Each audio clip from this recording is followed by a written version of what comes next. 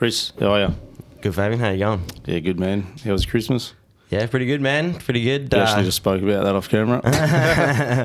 Yeah, nah, she was a bit busy. Did a bit of driving. Got up and down the coast. Really, saw the family. You know. Where do you live? Oh, I live in the hills of Perth, like Kalamunda. Yeah, about around that area there. Yeah, and old boy. Like Rolling Stone kind of? No, more like High Wycombe Forestfield. Oh, righto. And old boy lives up Rocco around your area. Oh, yeah. And then mum lives in I Columbine. don't associate me with Rocco, mate. That's not my area. Oh, well, sorry. Yeah. No, I'm joking. This is a bit past that, but same. Arguably worse, too. Yeah, depending who you speak to. Depends on who you're talking to, yeah. Yeah. And this is actually my first podcast. So, yeah, right. Yeah, you're taking... You've never been on one, eh? Nah, you're taking my potty cherry, bro. Yeah. Popping that shit. Popping it, yeah. It's I'll go easy. yeah, take it easy on me, eh? Yeah, but no, it's kind of it's actually weird to hear your voice through headphones like this. Yeah, I don't like the sound of my voice at all. When I listen back to these, because I do just to critique it, so I know if I've done wrong or whatever. I'm always like, fuck, I need to edit my voice on the computer, post process it, make it all beefy. Put a bit of auto tune on it, maybe. Hey. But no, make it real deep, so people are like, fuck, that can't tell Mask. He's all alpha. I reckon if I was a vocalist, it'd be much more used to it. But yeah, that's right. Yeah, I guess, well, you kind of got to, don't you? Yeah. But I don't know. I don't think I could be. I reckon I could do. Well, I do some backing vocals, just not very well. But I reckon that's the only thing I'd be comfortable with. I don't know if I'd be comfortable being the main man up the front there. Oh, mate, I'd love to do it. I just don't have the skills. Is that something you're going to learn? You reckon? You'll try get your head around. Honestly, I've poked open the door to have a look, see what's in there, and there's a lot, man. It's when you're driving. Yeah. I fuck with just singing songs and stuff like that. But as far as course vocals go, which is what I would be wanting to do if I was going to do it, that seems like another level to me that I just. It seems unattainable, but I reckon anybody could really learn it if they put the time into it. But I think it's not, unless you had something wrong, some kind of fucking pathological or whatever you would call it issue with your throat, where you get a fucked throat anyway or something. If your throat's all fine, you do it the right way, use the right techniques, learn from the right people. That's right. Yeah. Well, I was hitting that Joel guy up last time because I kind of want to be able to do it. Just backing stuff. Just for fun, man. Just for fun. I don't need to be sick. Absolutely. Just having a shower and just being able to do a big dirty gutter always. He misses what the fuck? Yeah, what's going on in there? You taking a shit or you having a shower? Just getting a bit reckless for the cause. But Nah, so what's going on with the music? Oh, mate. So we just released a record, Aviscerus, that is. Visceral Depths. Yeah. So we were pretty glad to get that out there. That was an interesting venture putting that one together. It came from a bunch of different sources over a period of time. I want to say that because obviously we went through the pandemic recently, right? So this came out from the other end. Was it ready for ages and you was just like, well, no point releasing it now because of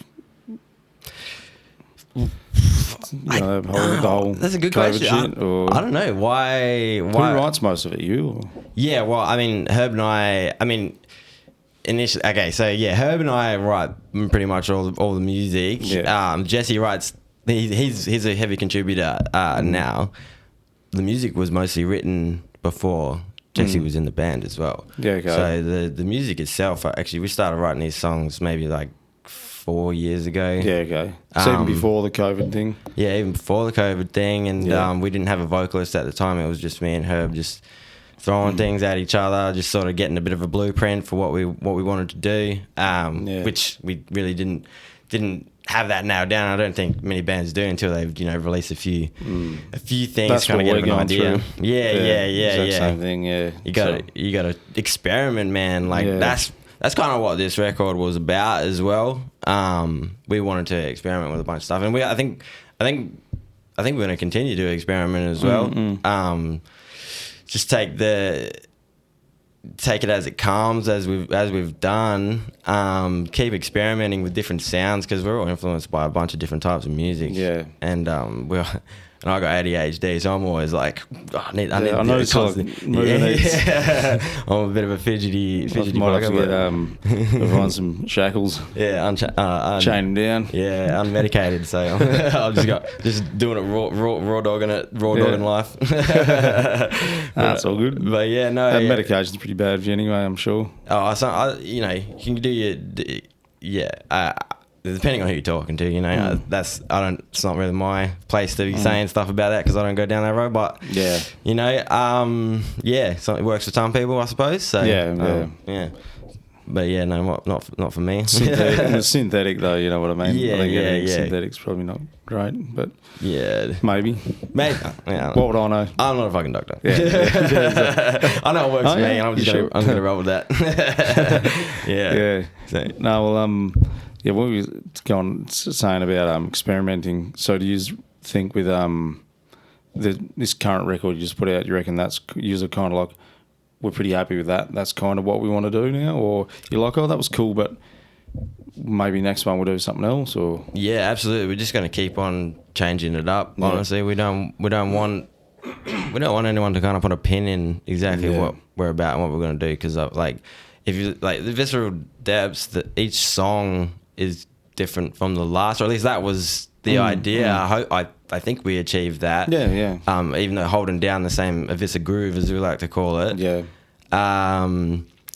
So just continue that Aviscer groove, but change up, the heaviness, change up the melodies, change. I thought it was pretty cool, man. Put some different flavors of subgenres in that metal there. And like people say that we lean towards death metal or lean towards progressive metal, but there wasn't really like we weren't writing a song and be like, we're going to write a death metal song. I don't really want to write a death metal song. You were just going, oh, fuck, that riff's really cool. Yeah. I'll do this. And then, oh, that riff's fucking cool too. And just seeing what flows. Honestly, though, that's how we've been. When Herb's on the drums, it's gonna flow.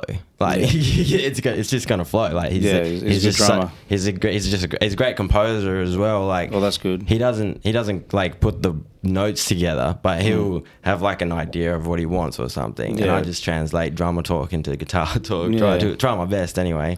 To be honest, when I listened to it,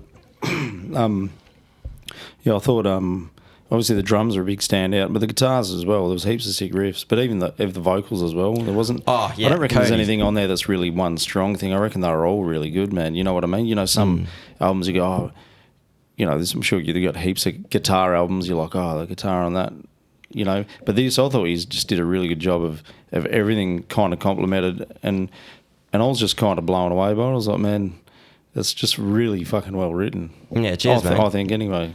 Cheers. Yeah. That was kind of like, we wanted to have thought behind it, I mean, with because we did an EP fucking 8 years ago. Yeah. And that was with completely different band members. Me and Herb still being the main ones. So the band's been going for for a while. We went through a lot of members. We went through quite a few different members through the years. Me and Herb been still, like I said, being the only original members. Okay, yeah. But I mean, Jesse's been in the band for so long now. He feels like he's been there forever, and he has. Because is he bass? Is he? He's a bass. Yeah, it's so funny. Oh, that's right. Yeah. What's his last name? Solid. Yeah. Solich. That's right. Yeah. Yeah. He's a fucking nice dude. Funny guy too. It's funny because he has been there from the start. We just didn't know it. He was literally at Aviscerus's first show. Yeah. Right. In the crowd, we didn't know who he was or anything like that. Yeah, and he came from the country, just saw the sort of lineup and was like, "Oh, I'm gonna catch a local It's like that Rockstar movie. HQ, yeah. Have you seen that movie? What was it? Rockstar, where it's got Mark Wahlberg in that, and he's in a band, that Steel Dragon or something, and then there's the guy in the crowd that's singing. That's Miles Kennedy from Alter Bridge. and he's singing in the crowd, and he's like, can overhear it over his own vocals. And then later on, that Miles Kennedy ends up taking his spot in the band. Oh, okay. So I don't know the reference. Sorry. But no, I'm just saying it's like he was in the fan, and then he became part of the band. Yeah. Okay. Yeah. Nice. Sorry, Nice. Same. I think I explained that really badly. No. I feel like yeah. Cool. No, that's pretty much what happened. Yeah. That's funny how that came about, but. Yeah, no, it felt like he's been there forever. But as far as the vocals went, I think that was the hardest one to nail down. But we were blessed with. He's a good vocalist. We were blessed with Cody. Good guy too. Yeah. Really intelligent guy as well, and just all around nice dude. Really skilled at his craft. He is. He's tried to, like I was talking about vocals before, he's tried to teach me a few things to come up, and that's what I mean. I poke my head into the door or whatever, but I don't get that. What part of it can't you get? Do you like, is it uncomfortable? You cough or something after? Because I noticed I've watched. It just tears me up. It just tears up my throat. Well, I'm the same because I don't have the right technique. Yeah. Because they explain it to you, and they're like, "Oh, you got to do it like you can't see what's going on." Nah, you know, you have to feel it out, and it takes time. But like they can give you the tools. Like there's like a diaphonetic whisper involved, and all this stuff that if I gave it time that I probably put into guitar, I reckon I could probably get around it. And that's one thing is because I think people put, man, there's like people out there like, for example, and it blows my mind, like people like bands like Lorna Shore, where they have like interchangeable members. They have like their bass player. Their drummer couldn't do a set, so their bass player just dropped the bass and then jumped on the really? drums. I didn't know that. I think that was much, the case. It was one of those. It was like it was an interchangeable kind of thing. And I'm just like, but you heard the instruments on that bitch, right? Oh, yeah, it's insane. Crazy, it's god tier shit. And the fact that they can just interchange members, like, but I couldn't jump on the drums or jump on the vocals or do something like that. You know, I mean, I could get on the bass, but I couldn't do it as well as what Jesse could. That's like with Black Dahlia, he isn't the bassist or one of the guitarists is again, jumping on vocals. I mean, he's always done backing vocals, so he's always sort of, and he's been but to be able to hold it down as the main guys. Yeah. Even Exodus did that. I remember. I don't know if you're familiar much with Exodus. Yeah, not too familiar with Exodus. Oh, they're 80s thrash band. They're still around, but I think I should be. Their vocalist got I think he died of cancer or something like that. Oh, really?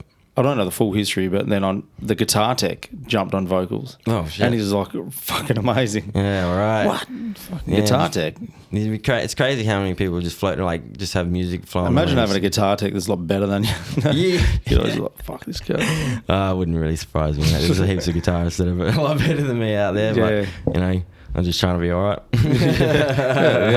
And that's subjective. There's heaps of people that probably think Tom DeLonge is a fucking amazing guitarist, and you look how simple Blink 182 stuff is. I guess on a songwriting perspective is really good, but technical wise. But then you get the kids on Facebook go, but can he fucking sweep? Hey man, everyone's kind of caring about different things, I suppose. That's right. Yeah, exactly. Yeah, I think it's all good though. Like, if you can put it all together, That's like when people, you probably get heaps. You go on like jobs and there's guys there, they're like, they hear you're in a band or play guitar, and they're like, "Oh, you check out this fucking video, man. This guy's the best guitarist in the world." And I'm just like, to who? Maybe to you, but to me, I think that's pretty fucking boring. If they show me the video, I'm like, I don't dig it. Yeah, the guy can play fast. It's like the guy can play fast. If I locked myself in my room for 8 hours a day, I'm sure I could do that probably too, but it's not very musical or whatever. We poor bastards living out here in the fucking mining capital of the world. We're just a big mining town. We gotta go. We gotta go to work. we gotta work real jobs. Exactly. We're too far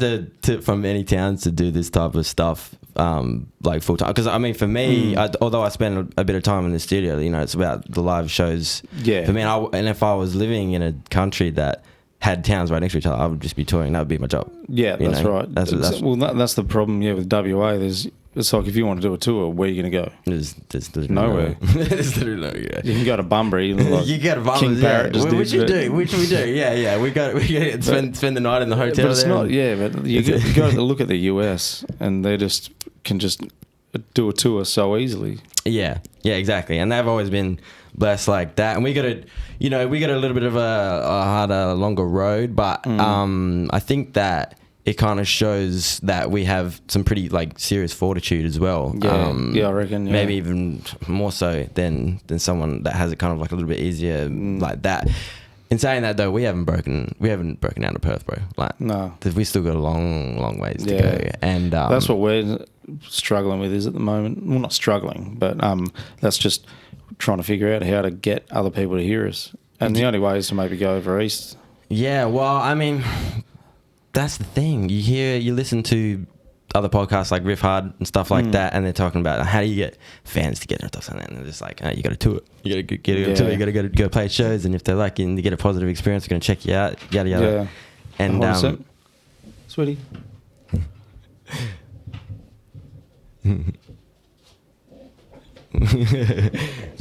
we got a bit of guest. Say hello. How you going?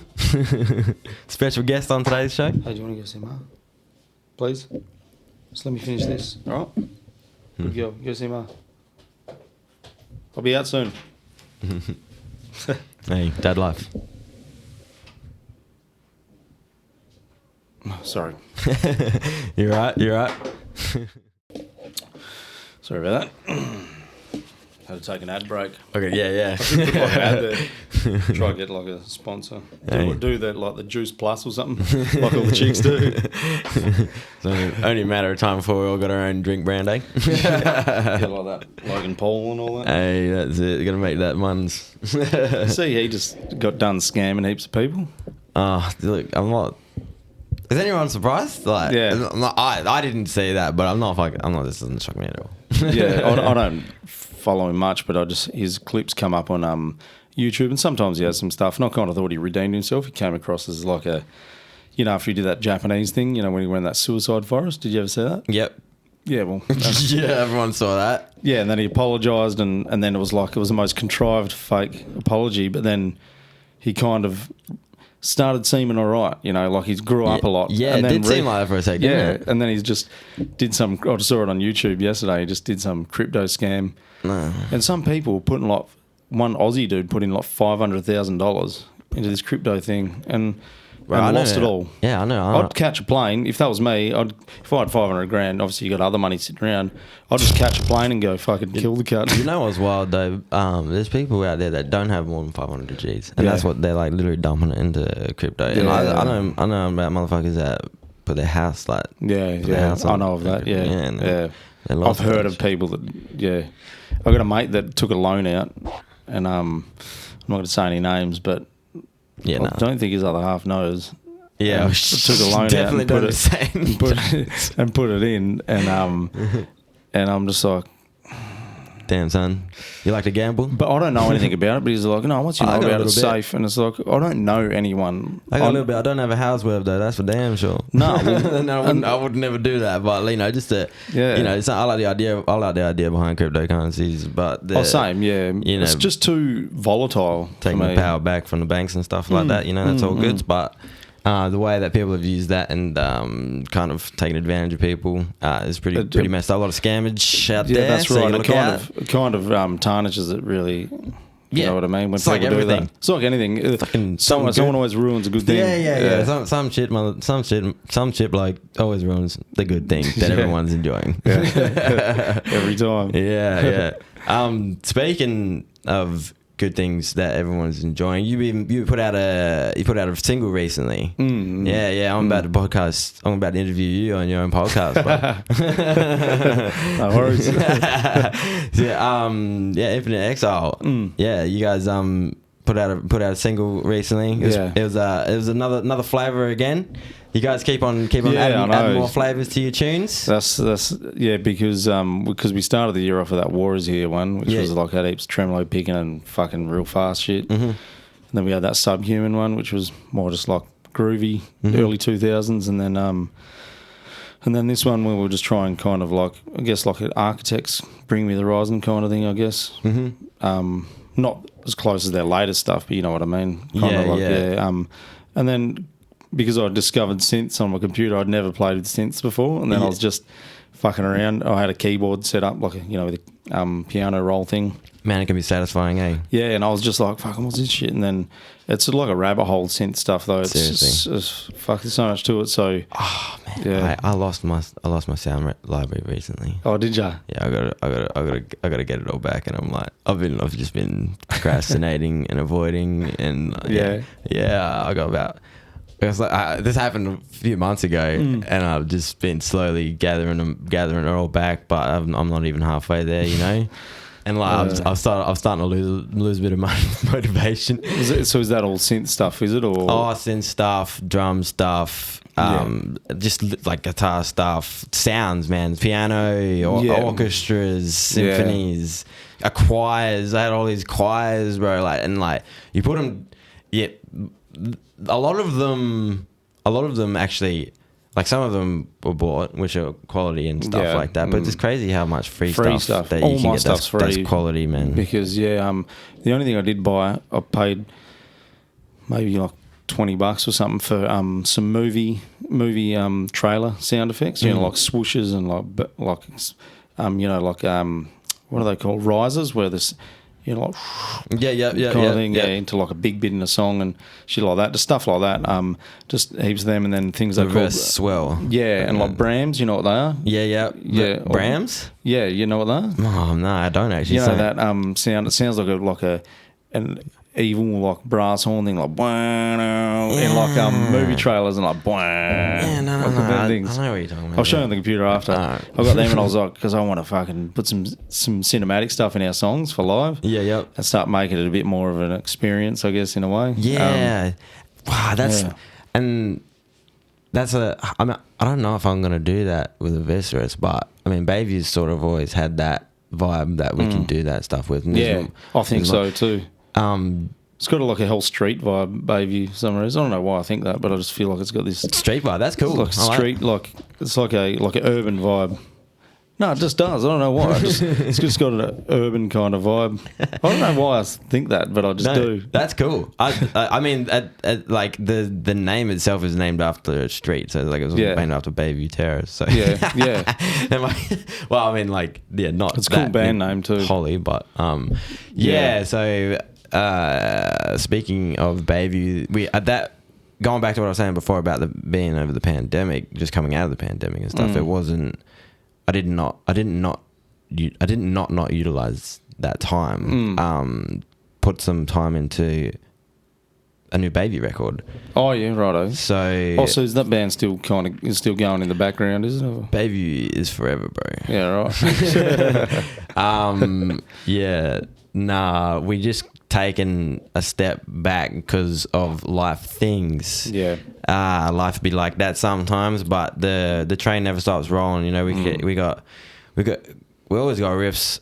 Sometimes you have a riff and it's just sitting there for like 3 years. You don't even know it was there, and then you come back and look at it and you're like, oh, this is a pretty cool riff, and it's held it. I still like it. I still like this riff. I'm gonna use this riff, in this song. And we have experimented even more so with new Bayview material, which I'm really looking forward to getting people around, but that's still a long ways off because it's a process, bro. It's a process. Like I said, everybody has full-time jobs. Yeah, I'll be keen to hear it though, for sure. Yeah. Didn't Johnny just have a kid? Did he have a kid? Or he just had a kid. Yeah, right. Yeah, congratulations to the bro, cool. Johnny. Yeah.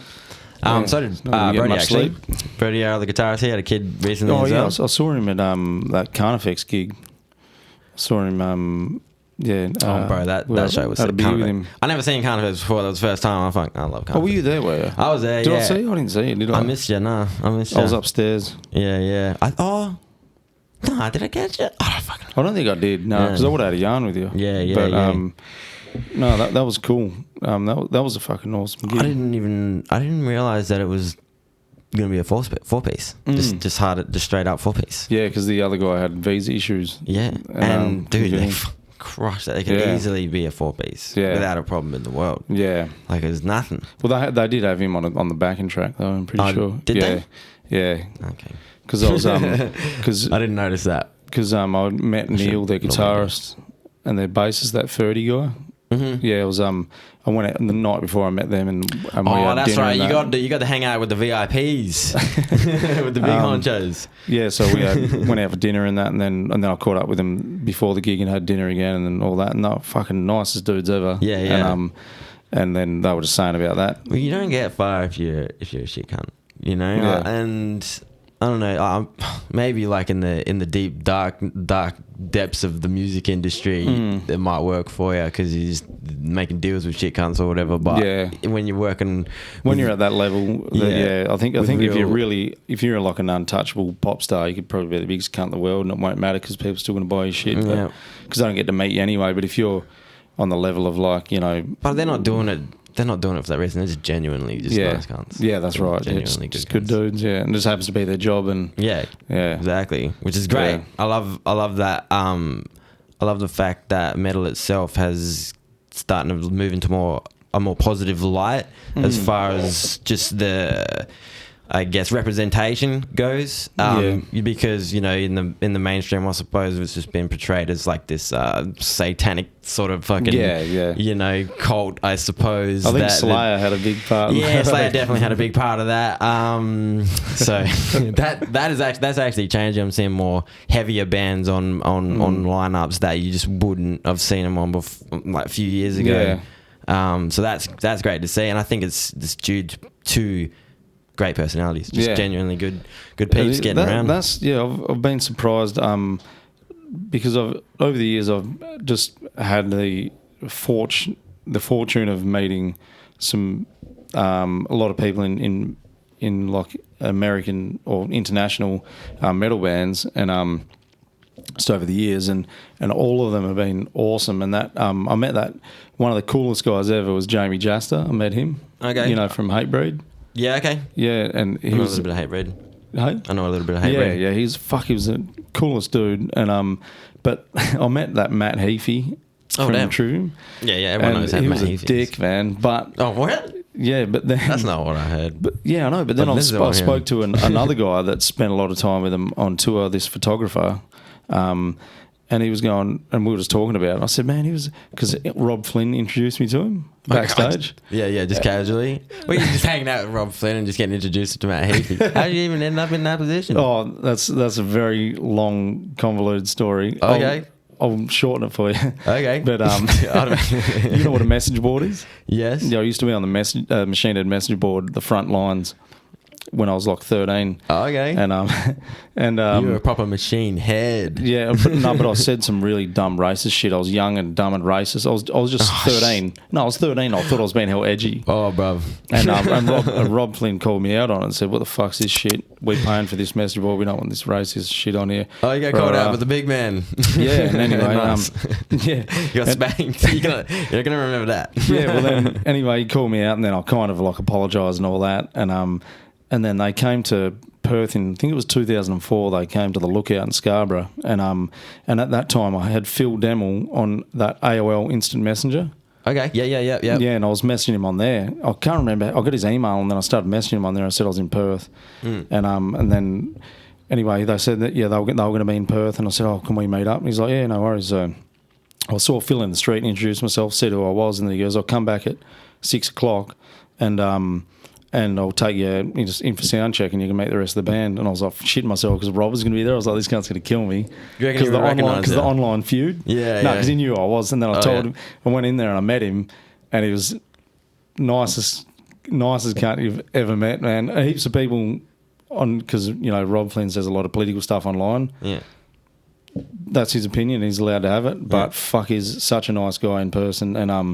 And ever since then, we kept in touch, like just over message or phone call, just over the last nearly 20 years. And then every tour they've come back, he's just got in contact with me in Perth, and then just went and hung out with him. And then so when they were playing at, I think it was Claremont in that Robinson Pavilion, I was backstage there, and then he introduced me to that Matt Heafy and Corey Boyle, or whatever the fuck his name is. The other guitarist. Yeah. From Trivium. But I get it. Like, they were probably met heaps of people and just probably over it. And I just said hello to them, but they were just super arrogant. But maybe they're fucking tired, had a shit sleep. I don't know the circumstances. I'm sure they actually are good dudes. They've got to be, because I've heard they are, and they probably are. And heaps of people have met me, and I've just heard that people say, some people have said I'm an arrogant dick, but I don't ever think I am. I always try to be friendly, but maybe I was tired, or maybe I couldn't be bothered, or whatever, you know. And I'm sure if you get a schedule like them, maybe you just can't be fucked, you know. I mean, meaning, like you said, so many people in time. I mean, you can't please everybody. Exactly, that's right. Yeah, it takes. Let's be real. It takes energy at all points. Exactly, that's right. To be presentable and to be. And then they don't know how I'm going to be. I could be like, oh, I'm your biggest fucking fan. Or, you know, or maybe they don't want to hear it. You might not have slept, you might not have slept an hour in the last 3 days or something. That's right. It might be like focusing on something that's gone wrong behind. And they're about to play a gig too. About to play probably a show, whatever. I don't know. You never know, but I don't know. I don't like to judge people too hard off the bat unless they're just like straight up a cunt. Yeah. No, they weren't like that. And to be honest, out of all the the interactions I've had, that was the only one that I thought wasn't positive. Yeah, okay. But it wasn't super negative. They just kind of blew me off. But Rob was the hero, right? And they tell you not to meet your heroes, and he was all right. So fucking awesome, man. That's a good result. Good dude. Yeah. And you're still mates with him. That's crazy shit. Yeah, that's dope. That's dope. Yeah, I do not know anyone on that level. I don't think not that famous. I know plenty of like really extremely talented individuals, skilled individuals that are doing insane godlike stuff on the instruments, but they're not as famous. I would say, like as Rob Flynn is. So yeah, that must be cool. It's random because it was just I was like on a message board when I was 13, and then somehow that happened. It's so random. You know what I mean? It's crazy that he was just like strange. And I'm all the way in Perth, and it's just fucking weird, man. Strange things happen. But yeah. You always gotta represent. So I mean, like, bro, you may be on your way to getting cancelled in the future. You got some razor shit in the past. No, I've always worried because I was only 13, so you can just put that down to me. I don't like how people bring stuff up from the past though, like and try and like people digging shit up. They're digging stuff up. People change. People grow. And I have changed. Man, my wife's Asian, so I'm not racist. You know what I mean? Yeah. So there you go. Yeah. Oh well, I'm pretty sure that I got asked this. I asked this question recently, actually, because I'm getting endorsed. I'm going into partnership, I suppose, with Jaketo Picks. Oh yeah, I've seen them. They're real thick picks, like boutique kind of picks, aren't they? Yeah, I brought a few for you actually. Yeah, I want to try one out. Yeah. I've always been meaning to, but the thing is, wind spear picks. You ever heard of them? I haven't actually. Oh, well, they're from England, but they're kind of like a boutique-y kind of thing. Not nowhere near on that level as Jaketo, but I tried them years ago and it just wasn't for me, so it kind of put me off, if that makes sense. I know that's an ignorant thing, but I was just like, I'm just going to stick with me Dunlops.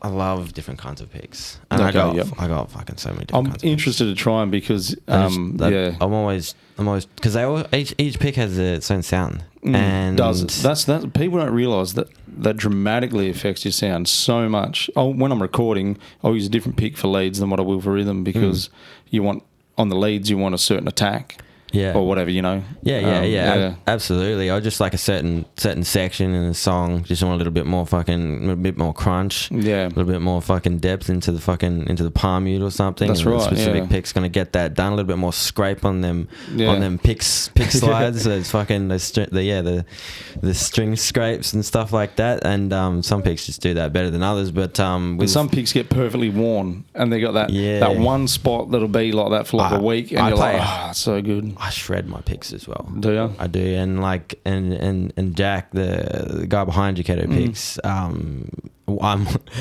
one of two artists that he knows of that is that actually changes the shape of the picks to such a level where I've literally like worn the fucker back to it, so almost like a nub, and like just carve the sides off of them, and initially when I did it, I was like, oh, bro, like I'm ruining this pick. But actually, the more you play it and the more you play through it, it just kind of smooths it out a little bit more, and you just keep going, and it kind of, I don't know, it just changes again. And yeah, what are they made? Are they like a resin or something? No? Yeah, sometimes like epoxy, resin, wood. He makes it from a whole bunch of different types of things. Okay. He uses a whole bunch of different types of material. Bong resin. Yeah. Bakes in the oven. Hash in the pig. Oh, that. I mean, I've been talking to him about designing my own pig. So that's a brilliant idea. that would suit me just fine.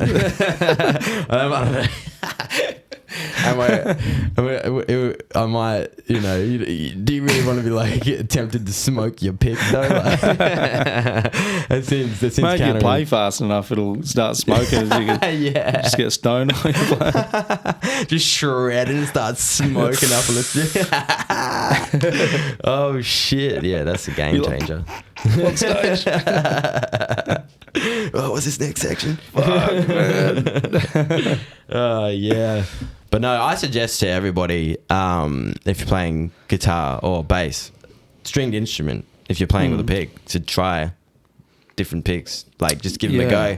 Try not to don't get too comfortable with one certain pick. But like, obviously, that's cool to get comfortable with a certain pick as well. You know, you're gonna get, especially if you're coming up with it. I definitely recognize that when people are learning how to play guitar, it's definitely like they get comfortable with the pick and they stick with that pick, and that's the pick that they're using. Full stop. They're not changing up the pick. I reckon sometimes a pick can hold you back too. Yeah, I'd say so. But I mean, if you're I'm talking about like if you're using a pick and you get like a certain habit because of the shape of the pick, and then you can't seem to progress a certain way. Like, I'll just use a quick example. There's this guy, I had him on a podcast a couple episodes back, Grant Burns. He's one of the best guitarists I've ever seen in person. He's fucking amazing. He used to play for that band Mason. Thrash metal band from Melbourne. Okay. Anyway, really good guitarist, like world class. And his, I've got some lessons of him, and I was just having problems progressing in my lead playing, and I was using them Jazz 3 picks. Oh, that's what I started with. Yeah, and, no, actually, but because they're small, I was like anchoring my finger kind of and doing a thing, and it was just doing something. It was not allowing me to progress. And he just watched a few of my Instagram videos before a lesson, and he goes, "Look, just look at the way you're picking. Try use a different pick. Try use like a normal size pick." And I'm using these just Dunlop flows. So I got some of them instantly. Fixed it. Yeah, right. Nice. Yeah, and that was a cool pickup by him, but he would know that because he's had a lot of experience, you know, so he might have saw something I'm doing and going, try this. Them picks might work for someone else that doesn't have that habit, but I have that habit, and them picks make it worse. So if I use a bigger pick, for some reason, just the way I hold it, I don't need to anchor my finger or something. I don't know. It's just some stupid psychological thing, I guess, but it fucking worked. Fair. Yeah. I mean, it's crazy what they can, what differences they can make. Yeah. No, I want to, like I said, I want to design my own pick and make it as thick as I can get it, because I've never used. You ever seen them? You follow people like Charles Caswell, Buried Alive, and he's got those. Fuck, they're like, I've seen like them 15, 20 like mil. like they're like maybe even more than that, maybe 25 mil or something like that. Yeah. The picks that I'm using aren't that thick, but I've never used a pick that thick. I want to use a pick that thick though. Well, you gotta like hold it like that. He suggests to use it. He uses it for practice, and he doesn't use it for like recording and proper stuff. I think don't quote me on this, but he says that the bigger pick helps him for control and precision, because if you're further away from the strings or some shit, you can fucking, if you're that precise at that point, then imagine how much more precise you're going to be with a small pick, and a faster pick or whatever thing. There's some kind of logic behind it. Those probably aren't the exact things, and there's probably more to it, but yeah, picks are cool. Well, that's funny, because actually when you're talking about that, how you use a different pick for practicing, there's ones I got onto years ago called I think it's called a stylus pick or something. I'm probably saying it wrong, but it's got like a nub on the end, and if you play too deep into the string, it'll get stuck. Oh. So it forces you to just use just the tip of the pick for really, really fast playing. Just the tip. And but it fucking works awesome, because it just rewires your brain. I've got one here. I'll show you after. Yeah. But actually, get out them pics and show them on the camera. Yeah. They're all different sizes, but I only bought 3 of them. How many do you have? I got 12 altogether. Yeah, right. Yeah. Fucking hell, you got a collection. Yeah, they're not cheap though, but they're worth it. They're kind of an addiction, to be Can't honest. put a price on. Can't put a price on dopeness, you know. So this one has been my favourite at the minute. The focus might be a bit fucked up. Lighting, so that's like it's about 6.5, 7 mil, I think. Oh, look at that. It's that one. These things about these, they look edible though. This one, yeah. I think they look beautiful. Maybe if I left these around one of my kids and fucking think they look like lollies, eh? Yeah, like they look delicious because they're just so beautiful. This one's the shape of a Jazz 3, or at least quite close to it, but obviously right thick and really pretty. That's comfy, man. That's really comfy. Yeah. I think they're all really common. And I use them all. I could tell you've worn that. They're all completely different, and I use every single one of them, and I enjoy every single one of them. So yeah, I can tell you've worn that. Yeah, this one's a bit worn as well. This one's been getting spanked pretty hard. That's what I mean. Apparently people don't do that. Apparently people don't. That doesn't happen to other people. There's only me and one other motherfucker out there. We're unbreakable. Yeah. What have you done? Fucking ruined me. That was my one thing. Oh man, they gotta get. Yeah, I mean, I'm a fairly percussive. Maybe player, he'll send all his pics to you, and you'll be like the quality control. He'll be like, it wouldn't get past me either. If he was planning on selling them on, they wouldn't be the same after I got my hands on a day. But that's that stylus pick. So if you play too deep, it'll get stuck. Oh. So it makes you just use the very end, so you're really fast and real economic. You won't move your hand much. Interesting. It's got a very similar kind of tip to the big boys, doesn't it? Yeah, except if you just play too deep, it'll get stuck. That's very, very cool. Works awesome. Yeah. I bet. I've never seen that before. Just good for training. Yeah. Absolutely. That's dope. Yeah. Hell yeah. So, I get around that. You can see that. Well, your stylus? Nah, fucking Google it. Yeah. Just Google it, mate. You get it. But yeah, that looked cool though. Yeah, so I feel pretty blessed actually. That really comfy. Yeah, that's cool. That Jack wants How to did that work come with about? me. He contacted you, or? I just bought his pics and I was like talking to him about it. And seems like a nice guy too. I haven't spoke to him, but he's commented on a few things and just seems like a good dude. He loves passionate. He seems like he's like into it. He's not just I'm going to make pics and make money. He's like, you can tell he just loves it. He just loves it, man. Yeah. And like that, that's why I reckon like a bit of his love goes into each one of his pics. They're all completely different. They're all unique, you know. And that's a bit of an issue for me because I'm just like they're like Pokemon, bro. I gotta catch them all. Well, he should make them like a set so you get to collect them all. You know, like I was talking to someone the other day, one of our workmates about. Remember Oddbods? How old are you? I'm 30. Oh, okay. So you're a bit younger than me. I'm nearly 37. So. Okay. But when I was at school, we had these things called Oddbods. Do you know about them? Yeah. I know about Oddbods. Yeah, and you used to get them in them Sandboy chips or whatever. Yeah. And you had to collect them all, and they were just the coolest fucking things. Yeah. That'd be like those, but make limited numbers of them and put them in chip packets. Oh, bro. I wish they came in chip packets. Chip packets are pretty cheap. That'd be expensive chip packets, then though. Yeah. I mean, I mean, to me, they're worth it. You know, you get what you pay for. You're worth it. Yeah, exactly. Yeah. But yeah, enough about picks. We can talk about guitars as well. Yeah. I recently, obviously you're endorsed by Ormsby, so you know how great they are. Yeah. But I've only just sort of come across how good they are, and I found out immediately. I bought a Goliath. I bought 2 Goliaths, almost right next to each other. You got a white one, don't you? And what's the other one? Blue? Yeah, mine blue. Blue, that's right. They're completely different though. Different woods. Yeah. Different pickups. Both excellent. I love because I'm not a very large individual, and they're quite a economic guitar. It kind of suits you. That gig we played. I've got a few photos of you, I think.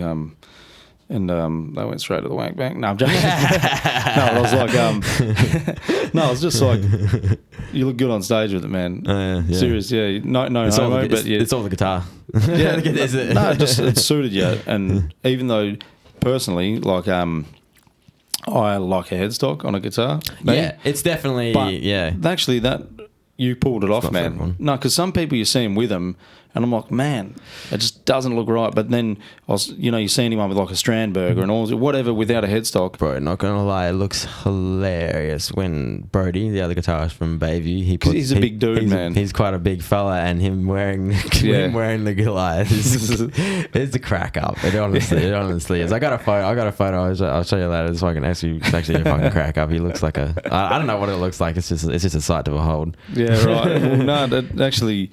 Just it's like you're the perfect size for that guitar. Just suits you well, man. Looks good. Yeah.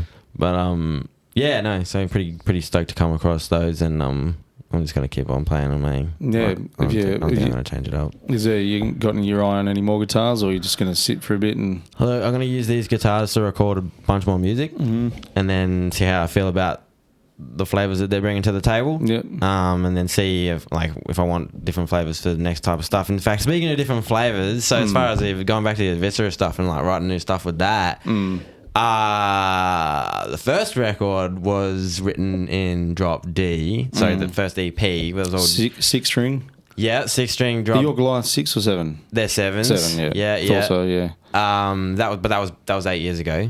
So obviously that was at a time when Lamb of God was just crazy popping off, and and Drop D was probably popular tuning then. Yeah, I mean, it was popular. Really, it was a popular tuning. And Drop C, heaps of people use Drop C. Yeah, as well. I love me some Drop C. I wish I had a guitar for all the tunings. You know, if I had a guitar set up for all the different tunings, I'd be a very happy man. But just get one of those Robo tunes or whatever they're fucking. My Gibson has. I'm not a fan of those. No, I'm joking. Cool gimmicky kind of thingy, but my Ormsbys are both actually tuned to different tunings. I got one in G standard, and one in drop A. Yep. And I've recently just set up. That's why I got the two, because I wanted the different tunings, even though those guitars are so versatile because of the multi-scale. You could tune them. You could tune it up and down to either one, and it would probably handle it just fine. Yeah. But I didn't want to mess with that. It was just better to have two guitars set up differently. G standard though, I'm really loving getting around G standard, and there's nothing like a power chord. There's like when you're playing a drop tuning, power chords don't sound the same. They don't sound. They don't, bro. They don't, man. And that's another element that I'm looking forward to bringing to the new Aviscerus stuff. Is that it's gonna get heavier and more like a punchy, and just I think with the standard tuning, it's gonna have that effect just inherently. So another cool one to do is usually you'd have AEA for drop A. If you do ADA, I was fucked around with that. In that Human Effigy band a bit. One of the songs is in that, and it just sounds cool because you can have a normal. Your normal is an A chord, or I'm shit with theory, but your normal open and then second fret on your bottom string there. Yeah. And then it's like a drop tuning in the next three. Yeah. And it's just drop. Yeah, and some of the cool stuff you could do is fucking really it just sounded cool. Yeah, I thought. And it's hard, and some of them riffs you can't, the way I wrote some of the riffs, you can't play it in normal drop. You had to play it like that, and it just sounded really cool. Well, I don't have an 8 string, which would be the next thing as far as you only go lower, right? You're not going. You're only getting more strings. You're only changing your tunings to go lower. Yeah, that's right. Yeah, gotta keep getting lower and lower. How low can we go? To the point where it's not audible. It's just a hum. It's just a hum. Just a yeah, exactly. We can make that work, and I have heard some bands make that work where you don't know what tuning it is. It literally could be like any fucking key. Yeah. It could be anything, but it's so low that you don't fucking know. Heaps of slam bands do that, but I found that I don't know You if can it's only like a go slam so thing. low with slam, I feel, because So some of it becomes like it's so fucking muddy. Like it gets too low that it's not tight or something. And that's what's so good about these multi-scale guitars, though. They handled the lower tuning so much better. Absolutely, and record them up nicely and stuff. Like bands like Volvodini who play on an 8-string that are slamming like like crazy motherfuckers, and but all the slams are so sharp.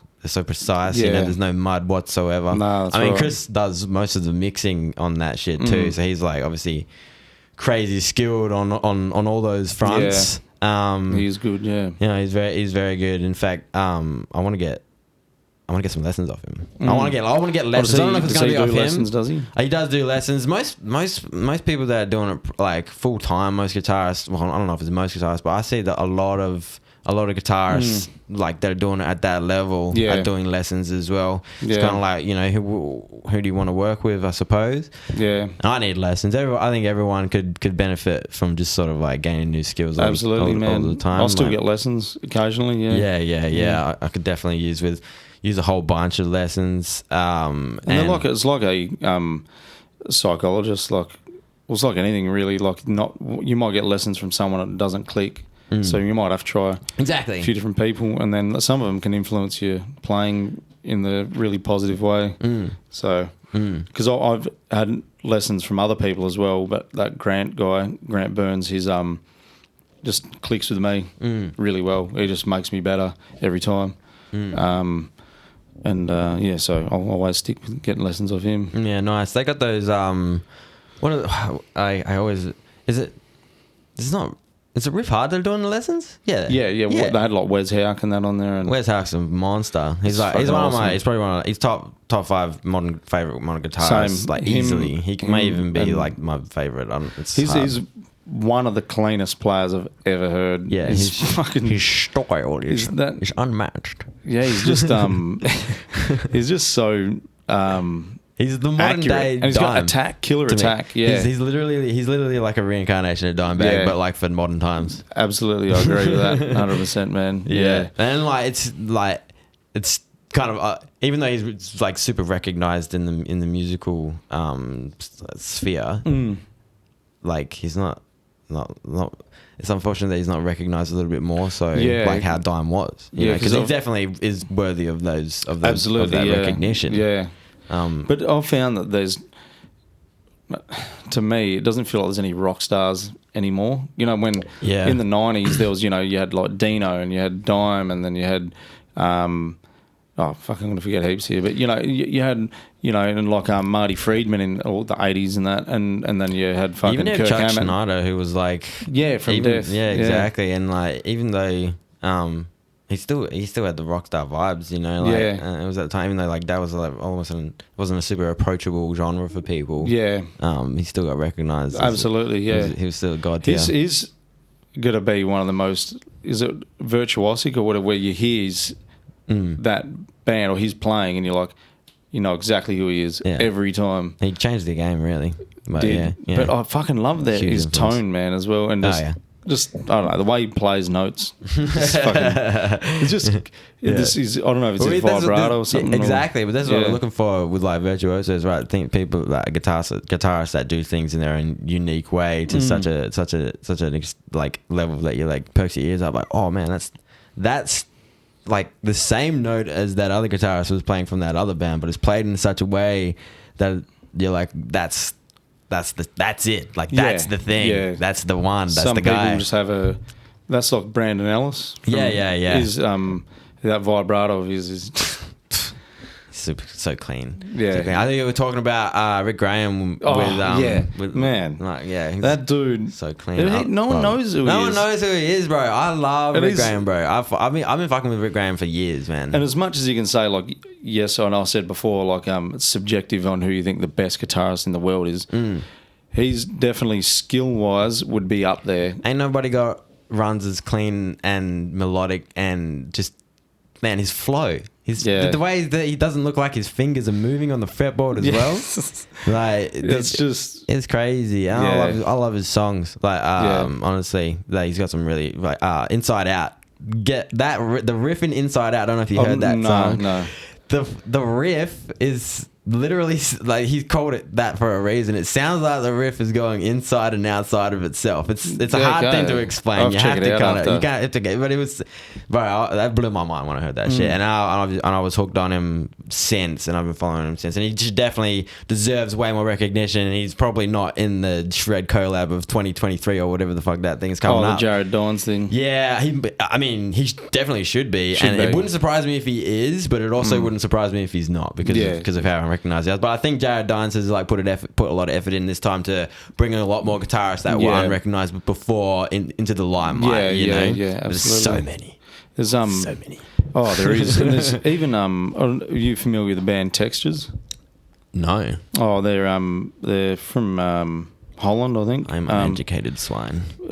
Well, one of their guitarists, Joe Tal, he's fucking amazing, man. I'll show you some stuff after, and he's one of my favourite guitarists, modern guitarists, and I got a lesson off him. But the problem was when I got a lesson off him on Zoom, his internet, or just because he was so far away, it was just shit. It was a fucking nightmare trying to converse with him because it was so laggy, and then it was just audio was cutting in and out. But I got a few things off him and a few little tricks off him, which was cool because he does some cool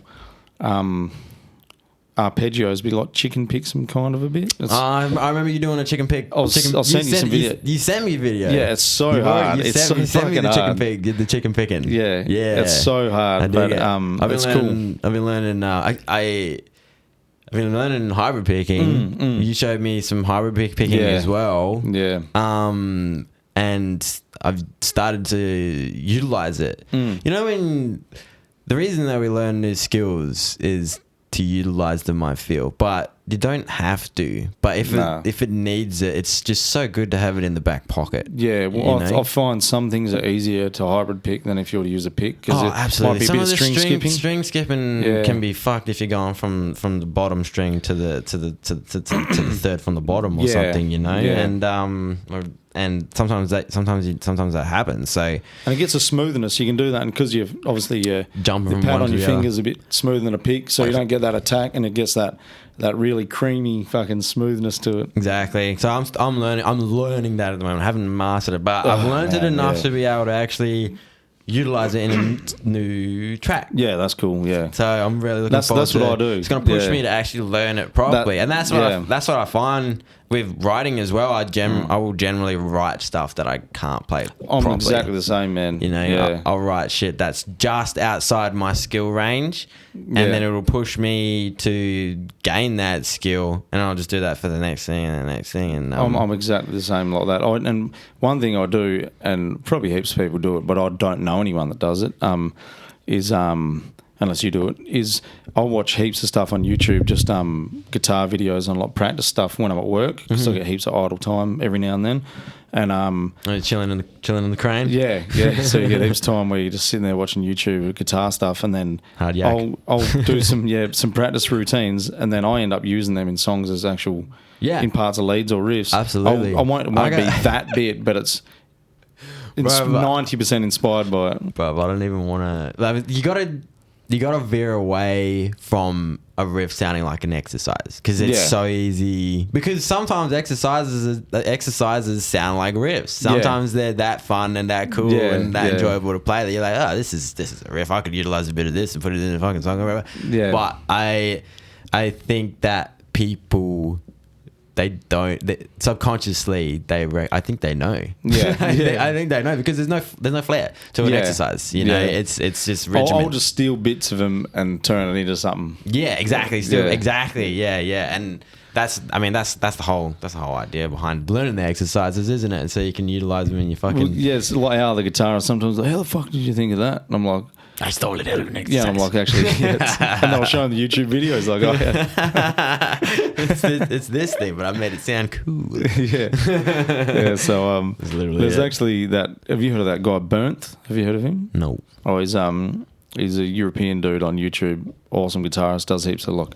lessons and stuff, and instructional stuff, and one of his exercises is like a hand synchronization thing, because I have really bad left and right hand synchronization sometimes. And if I practice that, it straight away lines them back up. And then in a chorus on a new song, that's a synth. it just sounds so cool as a synth. No shit. But you wouldn't tell it's his thing. Yeah. But it just sounds so fucking cool. I'll show you after. Yeah. So that's another cool thing about different sounds and stuff that you can write a riff in guitar, transpose it to a different instrument, and it's a completely different vibe. Or you could half time it on a different instrument, or double time it on a different instrument. Right, exactly right. And you go like, oh, bro, we've done some cheeky tricks like that for Bayview stuff, where it's like you have like the main riff in the song, and you will put it to an instrument, say a piano, and you half time it, and you'll take out a couple of notes maybe, or just leave them in there and make them longer. Well, they're going to be long because it's half time, but and it sounds like you got a completely different thing, and it adds to the whole song, and like it fits so well in the song because it's that riff. It's the riff in the song. That's right. But people don't know this. Like people don't know that. Yeah. Right? Like, I'm not giving away any secrets to the fucking to the system here. Like, I feel like a lot of people that are doing this have figured that out. Yeah, that's right. That just is what it is. But yeah, I just coming across that for myself was really, really cool. Well, yeah, another thing we're doing with a lot of our new stuff is I'm writing heaps of guitar stuff that goes in the like melodies in the back of a chorus, and they just sound better synth. Like that Futility song, the intro piano, and all the synth stuff in that was actually originally all on guitar. There was no synth, we had it fully recorded as all guitar, and then I was just fucking around with synths, and I was like, man, I reckon. And then I was just putting it in synths, just seeing how it sounds, just for a laugh. And then I was like, fuck that, actually, I think I like that better. And then because I don't have great synths here, what we do is I send it to the guy that mixes and masters our stuff, Gareth Hargraves. Okay. I'll send it to him. And he's got Contact, that with a K. I love Contact. Yeah, he's got that. So he's got like a database of all cool shit. And then I'm just like, make it sound cool, man. And I just say, you have creative freedom. This is what we're going for. And if you think it sounds better, use that. And he's almost like a producer in that way, that he'll go, look, I really think this probably sounds better like this. And I'll go, yeah, that's fucking cool. What about this? And then me and him sometimes fuck around. We'll get like 8 different mixes back. Hey. And then, that's pretty cool. That's pretty cool. And because he works on a lot of like modern metalcore stuff, and I'm not really into metalcore much. Where is he based? Brisbane. Yeah. Okay. So I've never even met the guy. But it's all just via Messenger, and then he has kind of like a different insight that I wouldn't have, to like, and so I think that's just cool. He's almost like a 6th member of the band. Hey, they are though, man. Like at least for the recording. So all of the stuff that I've ever done has been recorded by myself. Oh no, yes. So like it literally like in the studio, in my own studio, just self produced. Drums have been done in the studio because we obviously can't do drums. I don't have it set up for that. I don't know how and stuff like that. I'm not a drum tech. All your drums real drumming, or does he just program what he's going to play? No, so all the drums on Aviscerus are absolutely played from beginning to end. That's all Herbie. That's good. For Bayview stuff, it depends. Honestly, the earlier stuff was programmed, and the stuff on Survival and Ruin was tracked properly. And as far as future Bayview stuff goes, I mean, both work. So it's kind of up in the air, and we have kind of like a more, I don't know, especially because it's very kick orientated. So it's kind of like the triggery kind of kicks just that works more for Bayview, so you can get away with programming drums for that type of stuff. Whereas like Aviscerus drums are super organic. You know, we're going for like a Gojira type vibe. We're trying to fill up the room with not just kicks, but like tom cymbals, and like, he does all crazy jazzy shit and fucking does weird beats and shit. That's what I noticed is when I was listening to the Aviscerus, the latest one. I just noticed that the drums were just interesting to listen to. Yeah, they weren't just crazy, bro. We got reviewed. Yeah. We got reviewed by this. Oh, it was around. We appreciate all reviews. It doesn't matter if it's good or bad. We just love people that getting around and listening to our tunes. So, but and I don't know if it was misspelled because English wasn't their first language, but they reckon the drums were lacking.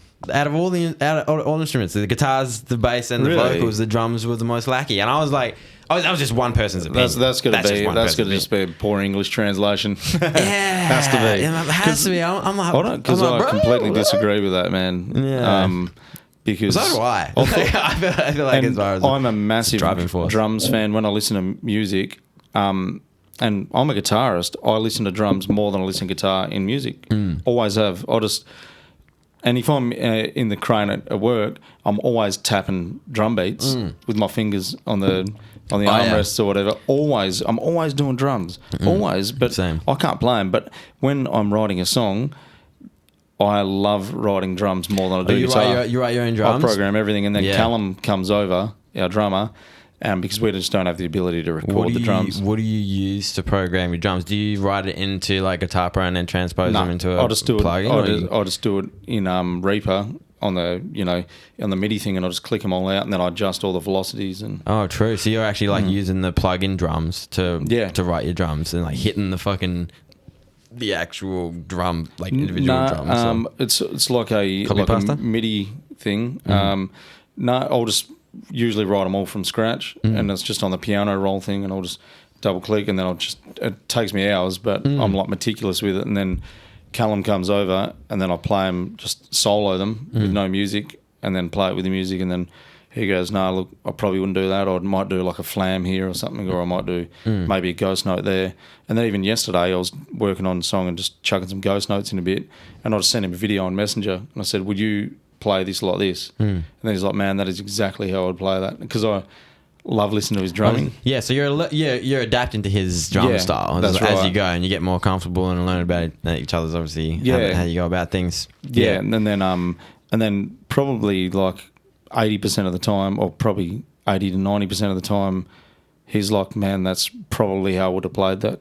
So yeah, and then he just comes in and tunes it up with me and just fine tunes everything. And that would be literally impossible for me to do with Aviscerus. Oh yeah, Callum's different. Like he's not as technical as Herb, and the stuff Herb's doing, like he's got a lot of embellishments on little things, and which is, we don't have that, and that's not our music anyway. Doing that suits yours, and that would be a nightmare to program for me because absolutely you can't. And to be honest, there's some drums that you need a real drummer to be doing, and that stuff, because they're always going to have nuance. You know what I mean? It's all about organics, man. Like, ideally, we'd like to have real drums, because Callum, whenever we're live, he's always playing the beat different, and it's way better than what's on the recording. Yeah, it generally is. Yeah, because when you're playing it, you're feeling it. You know what I mean? When you sit down in a room, when he comes in here, we go, I'll probably do a drum roll like that. But then when it comes live, he might be going, fuck it, I'm feeling this, I'm going to do this instead, or what, and it's better every time. Herb does that to us all the time, but he doesn't. Like, he never tells us, or when he sometimes it throws us out. But he always comes back on the one, so you can just it's always reliable. But sometimes he'll like finish off a tail, and it's just this crazy spaced out thing, or this crazy dense thing that he's just decided to do out on a whim. And you're like, bro, you've never done that in the practice room. I don't know what you're doing right now. He's like, you better be coming back on that one, and he does every single time. So it's cool. He's having fun. He's always having a good time with the Aviscerus tracks. Hey, like, because we let him do what he wants. Because even though I write all the riffs, the songs themselves, like, composition wise, Herb has a lot to do with that. We like to do, like, it's fun. Yeah, it always ends up being so, because he wants progressive stuff, and I don't really mind. Like, it just kind of is what it is, and I just love everything that Herb does. So I'm just like, you know, bro, you know what you're doing, and I'll just leave you with that. I'm just gonna leave you with that, and I'm gonna give you riffs. You need some riffs? I got some notes for you. Here, have these notes, bro. Do you ever go? Because I'm probably maybe different in this, but I write a lot of my riffs are drum orientated in my head. Do you write riffs and sometimes go, no, Herb, can you play this over that instead? Honestly, I try to keep Herb's drumming style in my mind at all times when I'm writing a So when you're writing a riff, you're going, he'll probably do this, so I reckon that'll have that feel to it. Yeah, absolutely. I just try write something wacky. So add a little bit of whack to it, and Herb will make it good. Yeah. Like if it's something that's like kind of like it's kind of cool, but a little bit weird. Herb will make it make sense. Yeah. So if there's some of that shit going on, and like I could easily just write 4 songs in 4/4. Literally, I mean all the Bayview songs are in 4/4, but Aviscerus songs, we got a whole bunch of different types of time signatures going on in different songs. The instrumental especially, Amidst the Crushing Currents off the new record, that has a whole bunch of different time signatures in it, and like Herb, that song was actually written by Herb. The instrumental was written by, and I put guitars after it. We're generally speaking, we'll be writing at the same time, but that was because we were living together at the time. Yeah, so we had that ability. Yeah. But so you must obviously get along really well. Yeah, absolutely. We've been mates for a very long time. We went to the same high school, but we didn't actually know each other in high school. Okay, right. Yeah, high school sweethearts. So strange, actually, because I got out, finished high school, and I was like, oh yeah, like, actually no, started an apprenticeship, met someone that could play guitar like properly, and I was like, bro, show me some licks. Showed me some licks, and I was like, oh yeah, I could probably learn this. This is really, really fun. And I was like, oh, I'm gonna need a drummer if I'm gonna do this for real. And I'm like thinking back, and I'm like, oh, do I know any drummers? And then I remember I used to catch a bus on the way to school, and I had to walk through an alleyway, and there was always someone playing drums next to the alleyway. And I always recognized how sick he was playing these drums. I'm like, I don't know who was playing those drums over there, but damn, that shit's dope. And then I think I just literally rocked up to the house one day. I just walked up because I heard the drums, and I was like, bang bang, who's playing these drums? Yeah.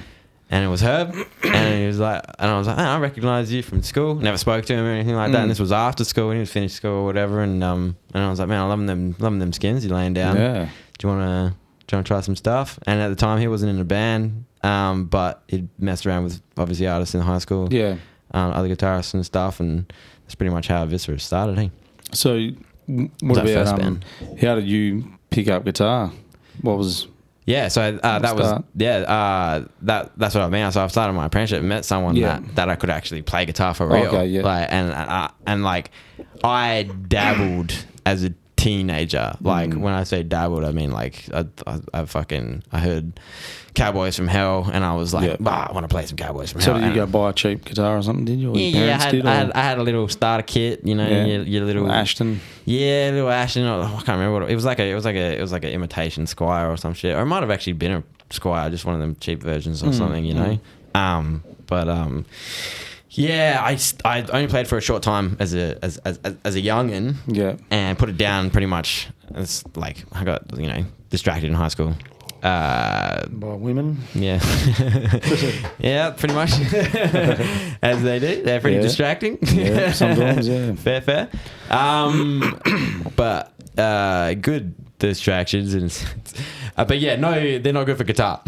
No. But yeah, so anyway, I digress. I met someone who could play guitar when I got a bit older and started an apprenticeship properly.